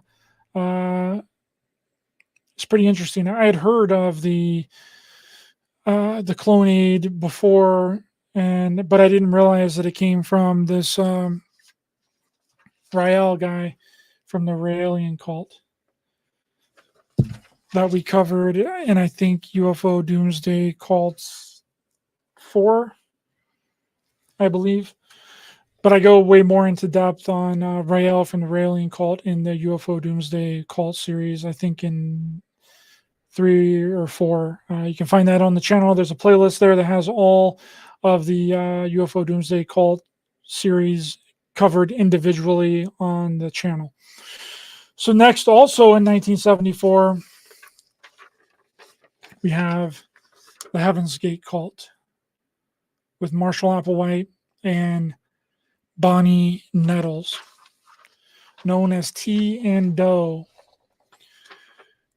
We discovered that they went all around the United States before they started their cult in 1974. They visited all these spiritual centers, visited gurus and New Age groups in order to figure out how to structure their belief systems and ideologies later in the cult. We found out that their central belief system of the group was that followers could transform themselves into immortal beings, immortal extraterrestrial beings, and that they would ascend into heaven and be picked up by UFO ships and taken into the next level, which they call the next evolutionary level above human. Which then later they switched their beliefs when Bonnie Nettles was diagnosed with brain cancer. Hold on, I got a picture. Well, I thought I had a picture of Bonnie Nettles in here somewhere. Well, here she is again with Marshall Applewhite. There at the bottom. So she was diagnosed with brain cancer in 1974 and died in 1975. And when she didn't leave in the intergalactic spaceship to the next level, Marshall Applewhite had to make changes to the doctrine to explain why she didn't ascend into the extraterrestrial spaceship. He had to hit him with the switcheroo, baby. Hit him with the switcheroo. Are your cult members not following orders? Are they starting to have a mind of their own? Hit them with the switcheroo. Tell them that higher beings have a new mission for them. Tell them that they are the incarnation of famous historical figures. Tell them about the new revelations that only you know about, given directly to you from the higher beings. Tell them anything but the truth. Hit them with the switcheroo. Switcheroo, baby. Nina the Mystic, smash the like. Yes, guys, please hit the thumbs up button to help the channel. Welcome to the show. Good to see you. Savage Lee, I don't know if I said welcome. These aren't the droids you're looking for. That's right. Sam, thanks for being in here, brother. Good to see you. 1:45 a.m. there. Ooh, dang, it's late, bro. You're in the UK, though. Yeah, so Marshall Applewhite hit him with the old switcheroo there and turned his ideology and belief systems of the cult and the members of the cult into consciousness, that the members of the cult were just in a vehicle and just in a container, and that the only way that you could get into the next evolutionary level above human is shedding your human container. And you got to be androgynous. Because all of the beings in the next level, the next evolutionary level above human, are androgynous, guys. And that's how you'll know that you're communicating with the beings in the next evolutionary level above human, is if you're androgynous and that they are androgynous. And you have to give up all worldly possessions, and you'll know if you're in contact with them by the way that your life is going. The beings in the next level hate this reality and would never want you to do well here. So if you're receiving good fortune from God, that's not really God. That's the Luciferians. And he literally stated that. He said it was the Luciferians. This was back in the 80s and the 90s. The Luciferians are impersonating God. And we all know what happened to the Heaven's Gate cult. Don't really need to explain it. But Bo and T here, Marshall Applewhite, and Bonnie Nettles also claim to be the reincarnation of Jesus and Mother Mary, and the two witnesses from the book of Revelation, and also convinced all of their followers that they too were also their disciples and that they had all lived together back in the days of Jesus. Then we have the religious order of Fiat Lux, which was founded in 1980 by Swiss-born Erika Ludwig, which later adopted the name Uriella as a spiritual leader and trance medium. And according to members, Uriella receives divine messages from Jesus Christ, and claimed to be the reincarnation of Mary, mother of Jesus.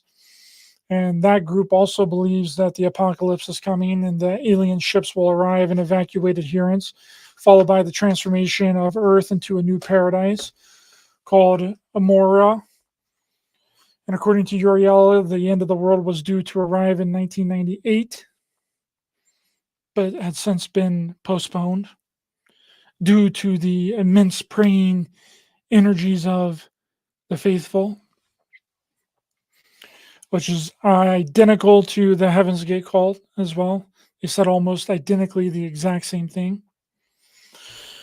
So now we get into the more early 80s. We got 1984 with the Order of the Solar Temple in Geneva, Switzerland, with Luke Jarret and Joseph DeMambro, with the leaders of the cult claiming that the Great White Brotherhood, wonder where they got that. Where did they get the Great White Brotherhood? Did they get the Great White Brotherhood from the cult of I Am? Did they get the Great White Brotherhood from Elena Blavatsky? Did they get the Brotherhood of the Seven Rays from the Secret Cult in 1954? Are these the same Great White Brotherhood that all these other people are claiming to channel and talk and contact and talk to? We'll never know. So their claim was that the Great White Brotherhood extraterrestrial group was going to reveal themselves. DeMambro here, Joseph DeMambro, was faking apparitions during the initiations and rituals to the cult. This cult was a very elitist cult. They only let certain people that had a very large, abnormally large bank account into their cult. DeMambro was faking these apparitions of these higher Great White Brotherhood beings with smoke and mirrors and projectors, then telling their followers that they were all the reincarnations of famous historical saints. And the Order of the Solar Temple cult ended in tragedy when the followers were convinced that a huge natural disaster was headed for Earth and that they needed to exit their bodies and ascend to the planet Orion. That the extraterrestrial ships were going to pick them up and take them to the planet Orion where they can live with the Great White Brotherhood, which ended in the mass ritual suicide of 52 people. 52 people died in total, and out of those 52 people that had died, only 15 people were suicides. So only 15 people knew that it was going to happen. The rest thought that they were going to prepare for this transition, not actually knowing that they were legitimately going to do the transition and leave their physical bodies into Orion. They thought that they were physically going to be picked up. So 52 people died in total. Only 15 people knew that only 15 people were due to suicide. The rest of them were murdered. They were all shot in the head. So the next cult is one of my favorites. We're really out of the doom and gloom stuff here. Well, not really. This one's kind of wild too, which is the Antrovis cult. But we're out of the 80s. We're out of the 80s. We're into the 90s. The Antrovis cult, which was a UFO cult that formed in Central Europe in 1990. Antrovis would be linked with 2 disappearances and the mutilated dead body of a teacher with Edward Malik here, that convinced his followers that they needed to cut off their organs in order to fuel the extraterrestrial ships. The gray, evil extraterrestrials were using the testicles and the genitals from the followers of this cult to fuel their extraterrestrial ships. And not only the evil ones, but the good ones were too. But the good ones, you had to freely give up your genitals and body parts. The evil ones would just come and take them. Abortion? Abortion? Abortion. Abortion. The evil extraterrestrials will abduct you, snatch your balls, use it for fuel for their ships.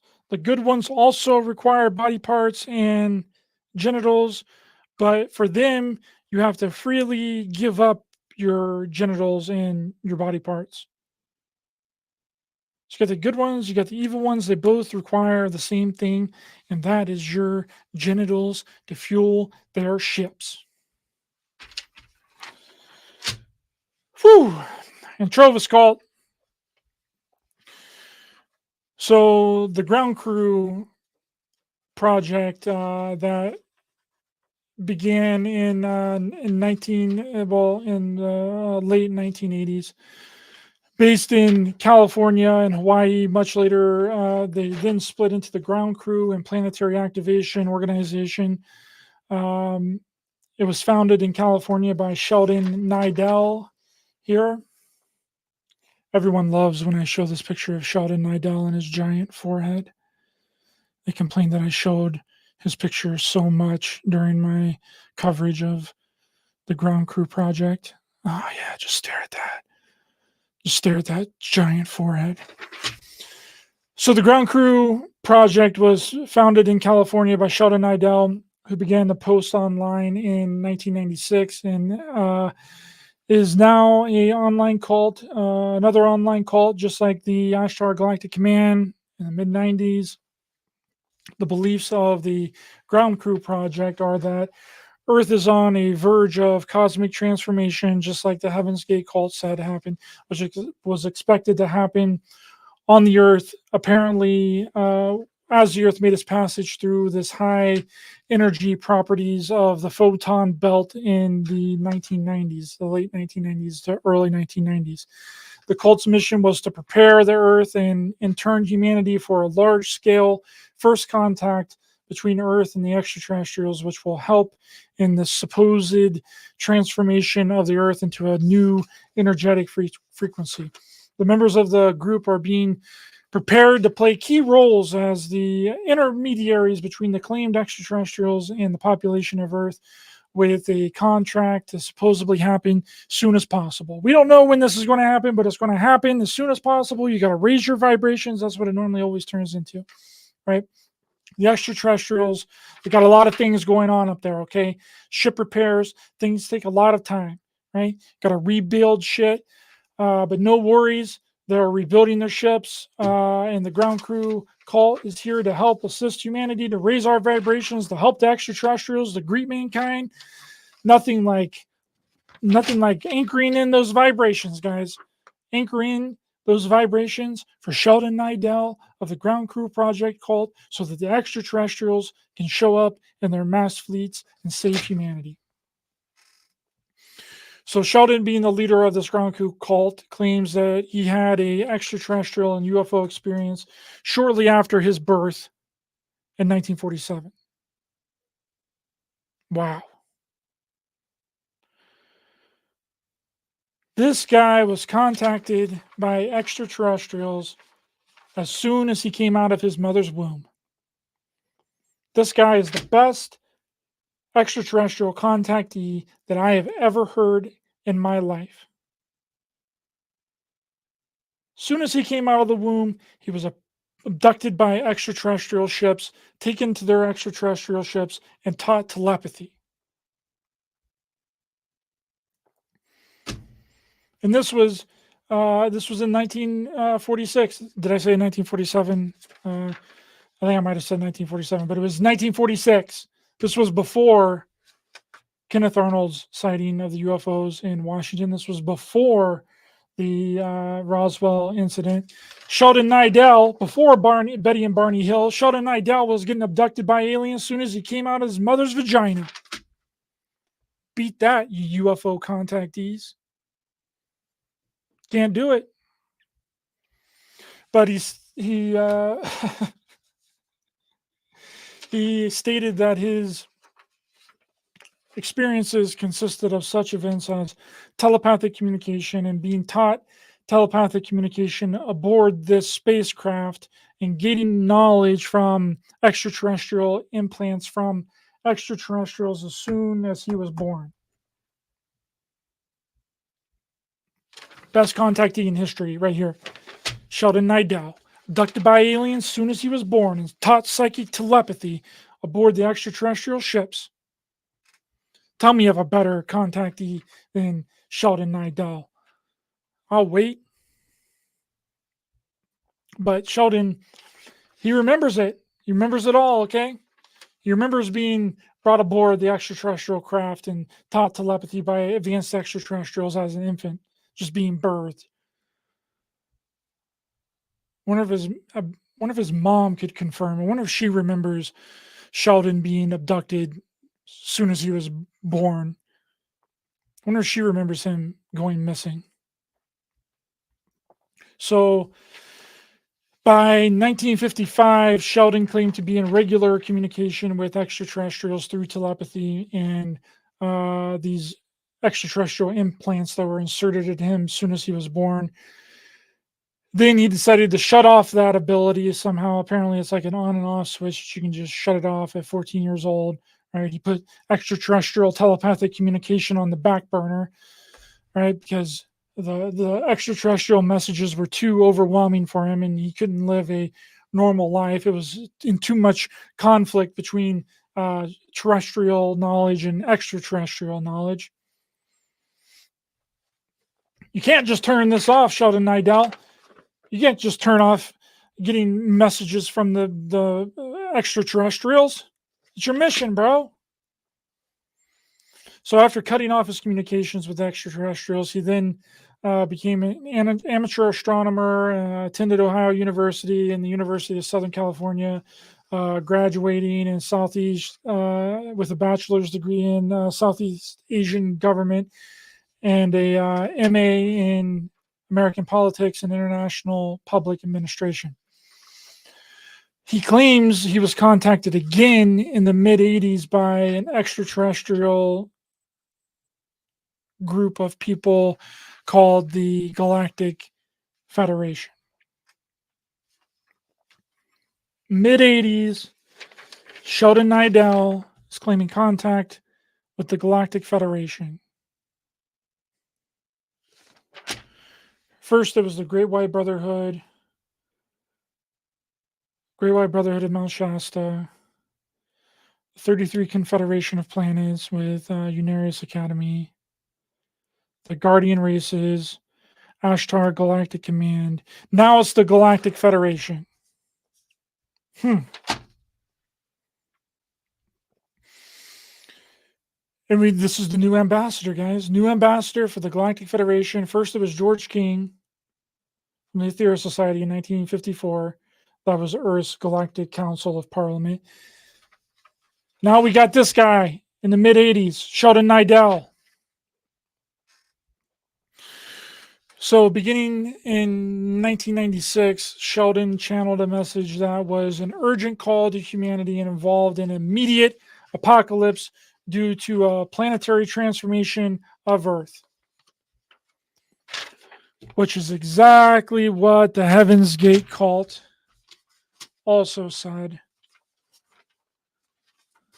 along with the other cult that we just mentioned, the Fiat Lux cult. Both said the same thing, that the Earth was getting ready to be transformed into a new Earth, a new dimension, and that the extraterrestrials were going to come down and save us.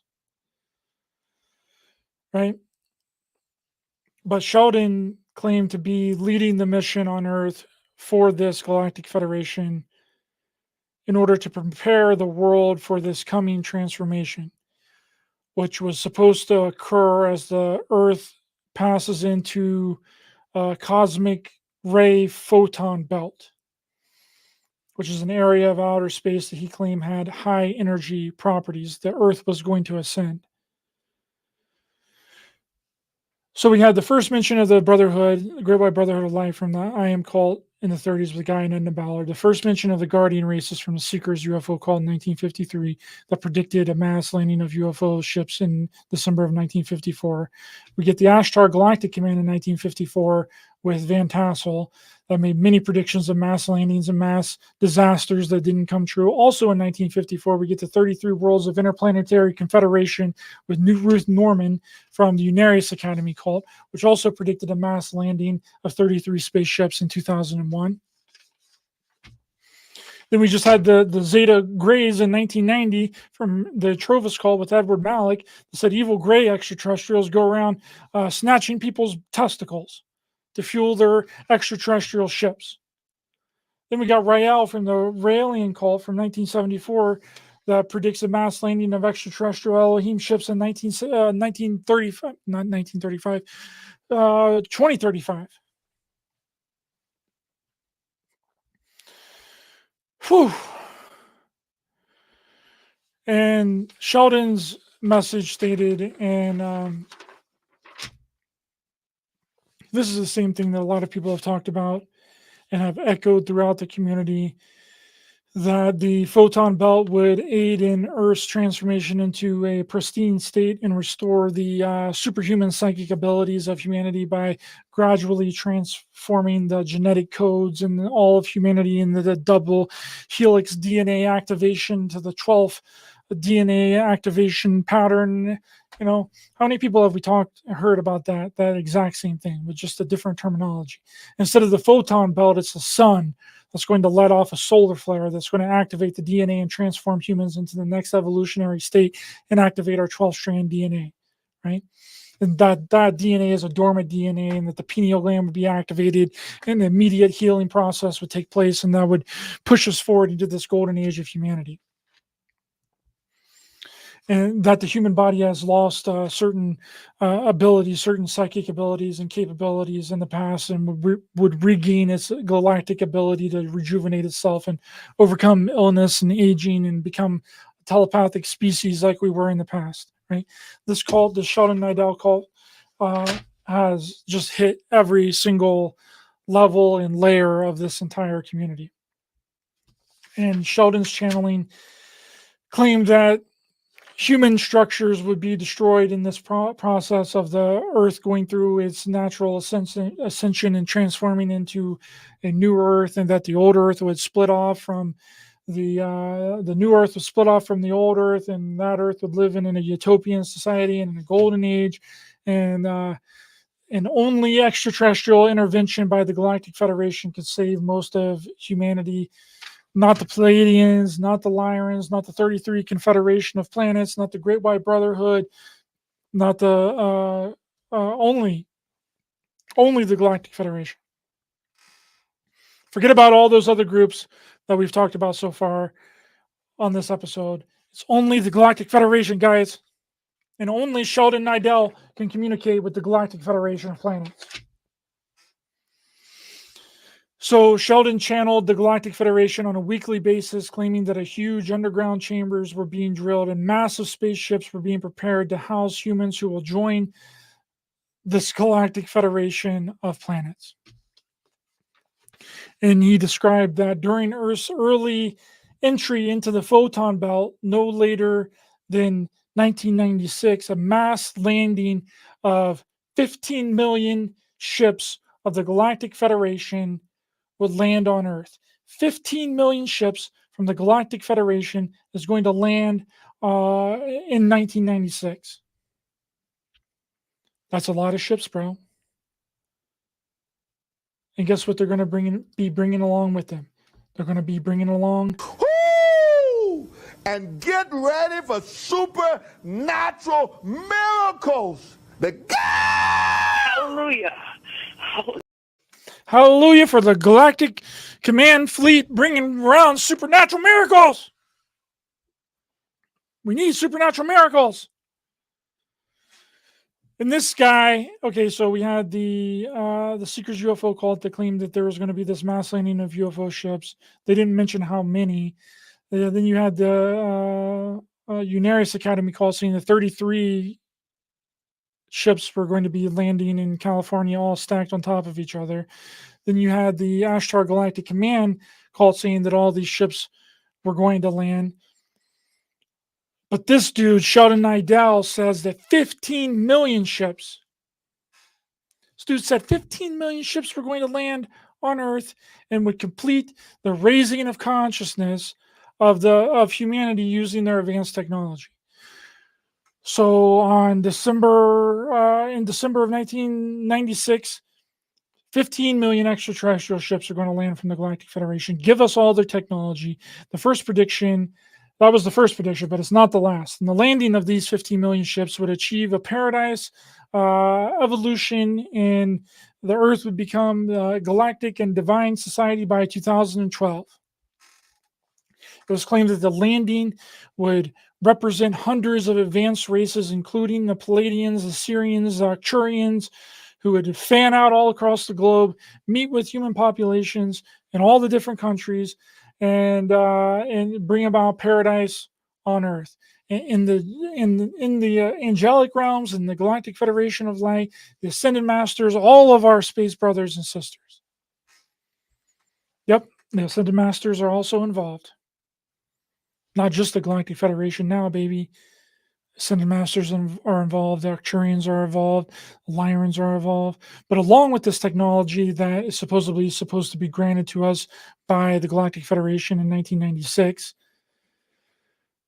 when they land their 15 million spacecraft on in December of 1996, all earthly weapons would first then be neutralized and beamed up into the ships, and all mechanical devices would be shut down. World government would be taken over by the spiritual hierarchy of the extraterrestrials and the Ascended Masters. All communication technologies and systems would be replaced by advanced technologies, and the Earth would be transformed into a heaven on Earth golden age, which would include the use of telepathy, airborne transport, anti-gravity craft, excuse me, and instead of cars, special photon energies for electricity would be granted to us by the Galactic Federation when they land their 15 million starships in 1996. All brought to us by the new saviors of Earth, the Galactic Federation. Which is exactly what Guy Ballard said in the with the Cult of I Am. Said that the Ascended Master, Saint Germain, and Jesus would take over the United States government and restore us back to the golden age of humanity. So it all goes back to this cult of I Am in the 30s. So later on, the obvious failure of the 15 million Galactic Federation ships landing on Earth in December of 1996, they had to hit him with the switcheroo, right? Nothing like a good old switcheroo to keep your cult members on the hook. And they did just that, just like the Heaven's Gate cult did, just like the Order of the Solar Temple cult did, just like Rael from the Raelian cult did, just like they began to emphasize a more spiritual content. And then this made the Ground Crew Project cult to take on a different role. Before the landing can take place, they were asked to help raise humanity's spirituality and assist in the restoration of Mother Earth. In fact, this was called they started calling the planet a graduation exercise for the crew. Humanity must be gathered by doing world meditation days to accrue enough critical mass and enough mass of spiritual energy so that the vibrations may be harmonized and all come together toward a peaceful future to contact said extraterrestrials so that they can give us their advanced technology. We got to be worthy. And you got to pray to these extraterrestrials, guys, and give them our energy so that they can appear and give us their advanced technology. So when December 1996 came around, the mass landing failed. Sheldon didn't give up. He continued to spread the messages from the Galactic Federation that the spaceship would appear soon. Man, if these people did not catch on now, I don't know what. They're completely lost, right? So just like the Seekers UFO called, they just kept pushing the date further in the future. The date then became the spring of 1997 in New York. And when that didn't happen, the group blamed the 15 million ships not coming on a solar storm and the instability of the planet. But that, yet again, did not stop Sheldon Nidell. He began to focus more on the cosmic Earth changes and the coming of the new golden age. And in February of 1997, details about the comet Hale-Bopp were communicated. And on March 1997, when the Hale-Bopp comet was supposed to appear in the sky, that the Heaven's Gate cult all got up in a fuss about, Sheldon said that the Hale-Bopp comet would be accompanied by not just 15 million Galactic Federation ships, it's going to be 25 million Galactic Federation ships that's going to come along with the Hale-Bopp comet.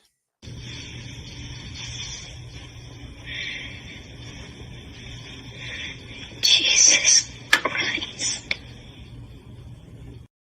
Got to bump them numbers up, Sheldon. 15 million Galactic Federation starships aren't working anymore. You got to bump that up to 25 million, baby.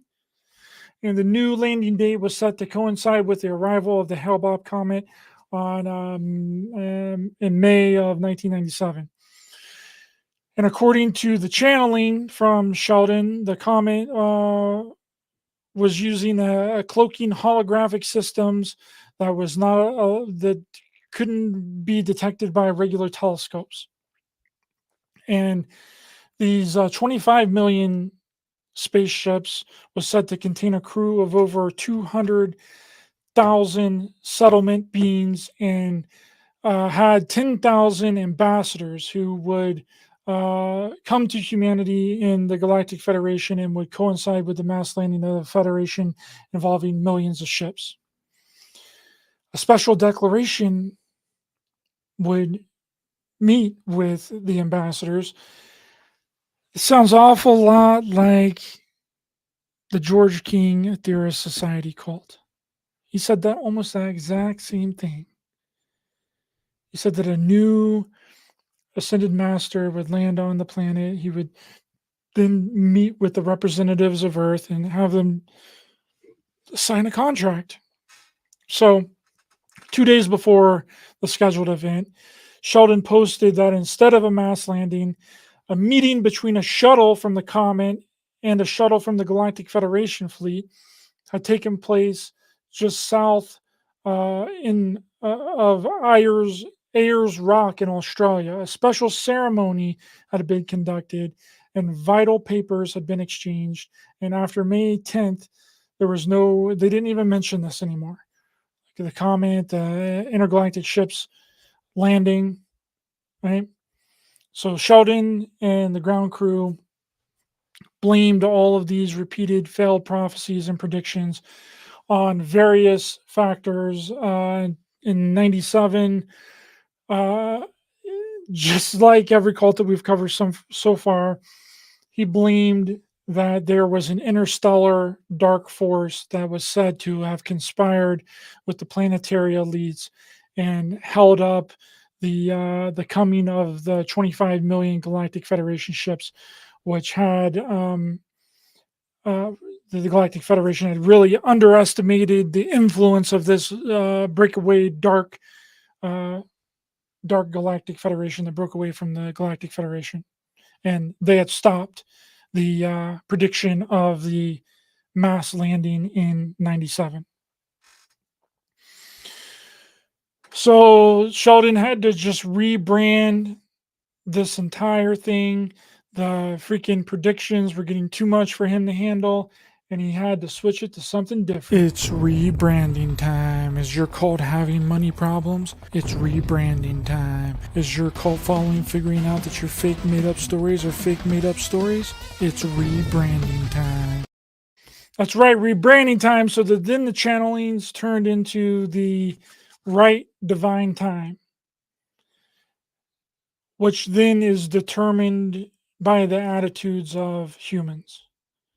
It was claimed that the potential for disaster had been altered by the turning to the light of the human population and ultimately became more spiritual content, just like every single one of these cults so far. Consciousness, spirituality, New Age movements. Referring to the beings, and this Sheldon guy is also referencing Ashtar Command, Great White Brotherhood, Ascended Masters. He's literally just wrapping all this shit up into a amazing ideology, the perfect freaking cult burrito. Are you hungry for the truth? Make yourself a cult burrito. Study every single New Age theory out there. Alternative religion, ancient astronaut theory, extraterrestrial hypothesis that you can possibly get your hands on. Go to New Age centers, visit your local crystal shops, meet with spiritual gurus, compile all of their ideologies, mix it into your own version of Christianity. Make yourself a cult burrito, the only way to feed yourself the truth. Oh my God, the cult burrito looks so good. Oh, so yummy. Yes, I want my cult burrito. So now we have the universe people from 1997. We're moving ahead here a little bit. with Ivo A. Benda, which predicted a cosmic catastrophe and the evacuation of people to another planet by extraterrestrial ships, which obviously didn't happen. Then pulled the switcheroo and he literally sent the Ministry of Defense in Slovakia letters asking them if they had plans to defend against evil lizard people that may invade, with detailed plans on how to defend ourselves. Just like Gloria Lee sending the United States government plans to create a space station and how to achieve world peace, Ivo A. Benda was sending the Ministry of Defense in Slovakia letters asking them if they had plans to defend the world against evil lizard people, evil reptilians that he thought were going to invade and attack. And he also included detailed plans on how to defend ourselves. I would love to know what those detailed plans were. Oh my God. If anyone can find that online, Ivo A. Benda, the universe people, if you can find that, the plans that he sent the Slovakian military on how to defend ourselves from evil space lizard reptilians, please send that to me. I want to read it. So then also in August 1997, Chan To predicted that on March 31st, 1998, God would be seen on Channel 18 News all across North America.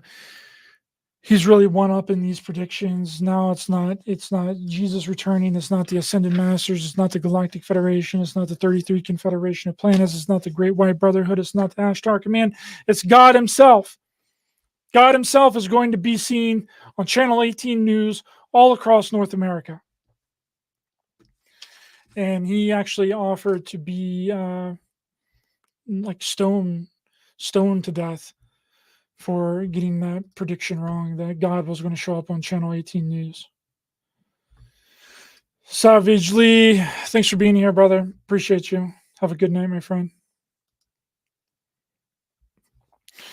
Okay, so next is the cult of UM, better known as the Universal Medicine or Unimed, or better known as the burping cult with your new messiah, Serge Benhain, that we covered. And he claims to not only be the messiah, but also the reincarnation of Leonardo da Vinci, a mystical healer that can see the future, and that there's a master race of 9-foot tall extraterrestrials going around and sniffing people. No joke. You heard me right. This guy, Serge Benhain, claims that there's a extraterrestrial race going around sniffing people known as spirit.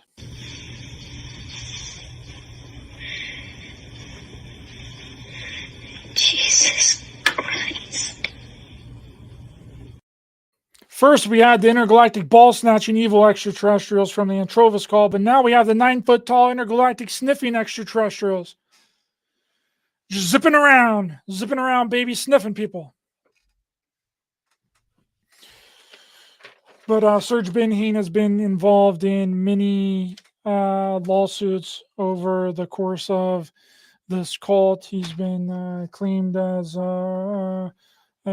being a deceiver. What is that called when you give unsolicited medical advice?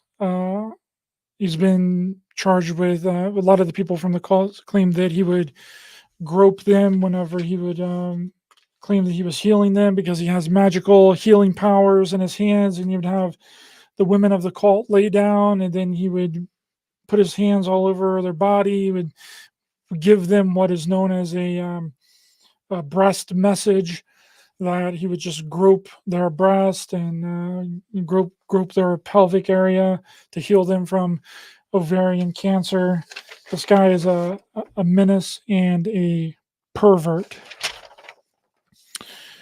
and should be locked up in jail. He's had several lawsuits against him. One of them he lost, a few of them he's won. But if you're interested in figuring out more on that cult, go into more detail on him, check out the UFO Doomsday cult series, which is a playlist on the channel of all the cults that we have covered so far. And another one that's kind of important to mention here is the Joy of Satan cult. Another perfect cult burrito, stealing information from Zachariah Sitchin and Anton LaVey, mix it into a new ideology, incorporating all the different belief systems, and claimed that Satan was an extraterrestrial as well as Inky, and together they created the earth and human beings, and that the reptilians were demons, and that they mixed their DNA with humans. Now we have, that cult was in 2000, the Joy of Satan cult. Now we have the Love is One cult, who, with Amy Carlson here, that claimed that she was a divine 19-year-old being who had birthed all creation and was here to save humanity from the dark forces of the cabal, as she says it, to raise our vibration so high that we ascend into the fifth dimension, and that only 144,000 people will make it into this 5D new earth, and the rest will be recycled into the sun. Amy also claimed that she had been reincarnated 534 times, including the reincarnation of Joan of Arc, Marilyn Monroe, Cleopatra, Amelia Earhart, and of course, Jesus Christ. The group claimed that Amy was the queen of the lost continent of Lemuria, and that the Lemurians live within Mount Shasta in California, which is exactly what the I Am cult talked about as well, and also stated that Donald Trump was her father in a past life, and that she had spoken to the spirit of deceased actor Robin Williams, and that Robin Williams was a part of this Galactic Federation of Light and would assist her in energetic healings for $88 through Zoom. Whew. And on April 29th, 2001, the mummified corpse of Amy Carlson was found in a house near Crestone, Colorado. The body was found in a sleeping bag wrapped in Christmas lights, the face covered in glitter and the eyes missing, which had been described by police as a makeshift shrine. And according to the county coroner, Amy Carlson had been ingesting large amounts of colloidal silver and was said to have died of alcohol abuse, anorexia, and excessive ingestion of colloidal silver.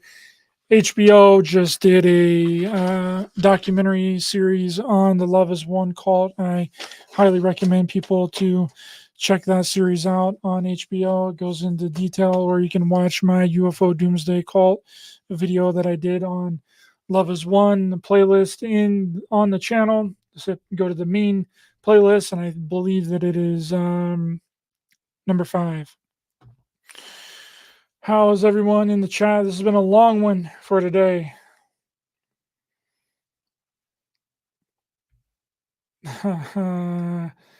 Yep. That's right.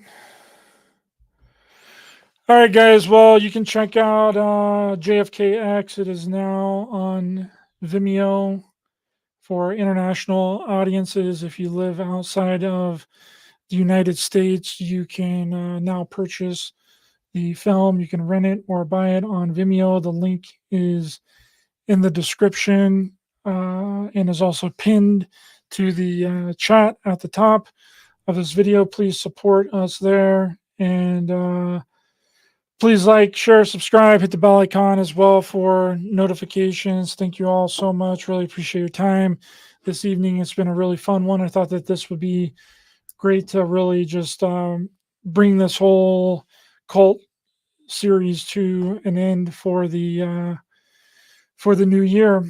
And Netflix just did a series on the Twin Flame cult, which I also recommend you guys check out as well. And hope that you all have a great rest of your evening, and Check out JFK X on Vimeo, and if you're in the United States, check it out on Amazon. The links are in the description of this video. All my other links to Instagram, Twitter, well, X now, is in the description of the video as well. And I hope that you guys have a fantastic rest of your evening, and we'll see you guys next time. Thanks for being here, guys. Oh, and also become a Writer Rangers member and support the show monthly. I'm going to be starting members only content. Become a Writer Rangers member, just like Noble Truth is a Writer Rangers member. Also helps support my show monthly, and I will be coming out with members only content in the new year, so you guys will be getting the bang for your buck. All right, see you guys next time.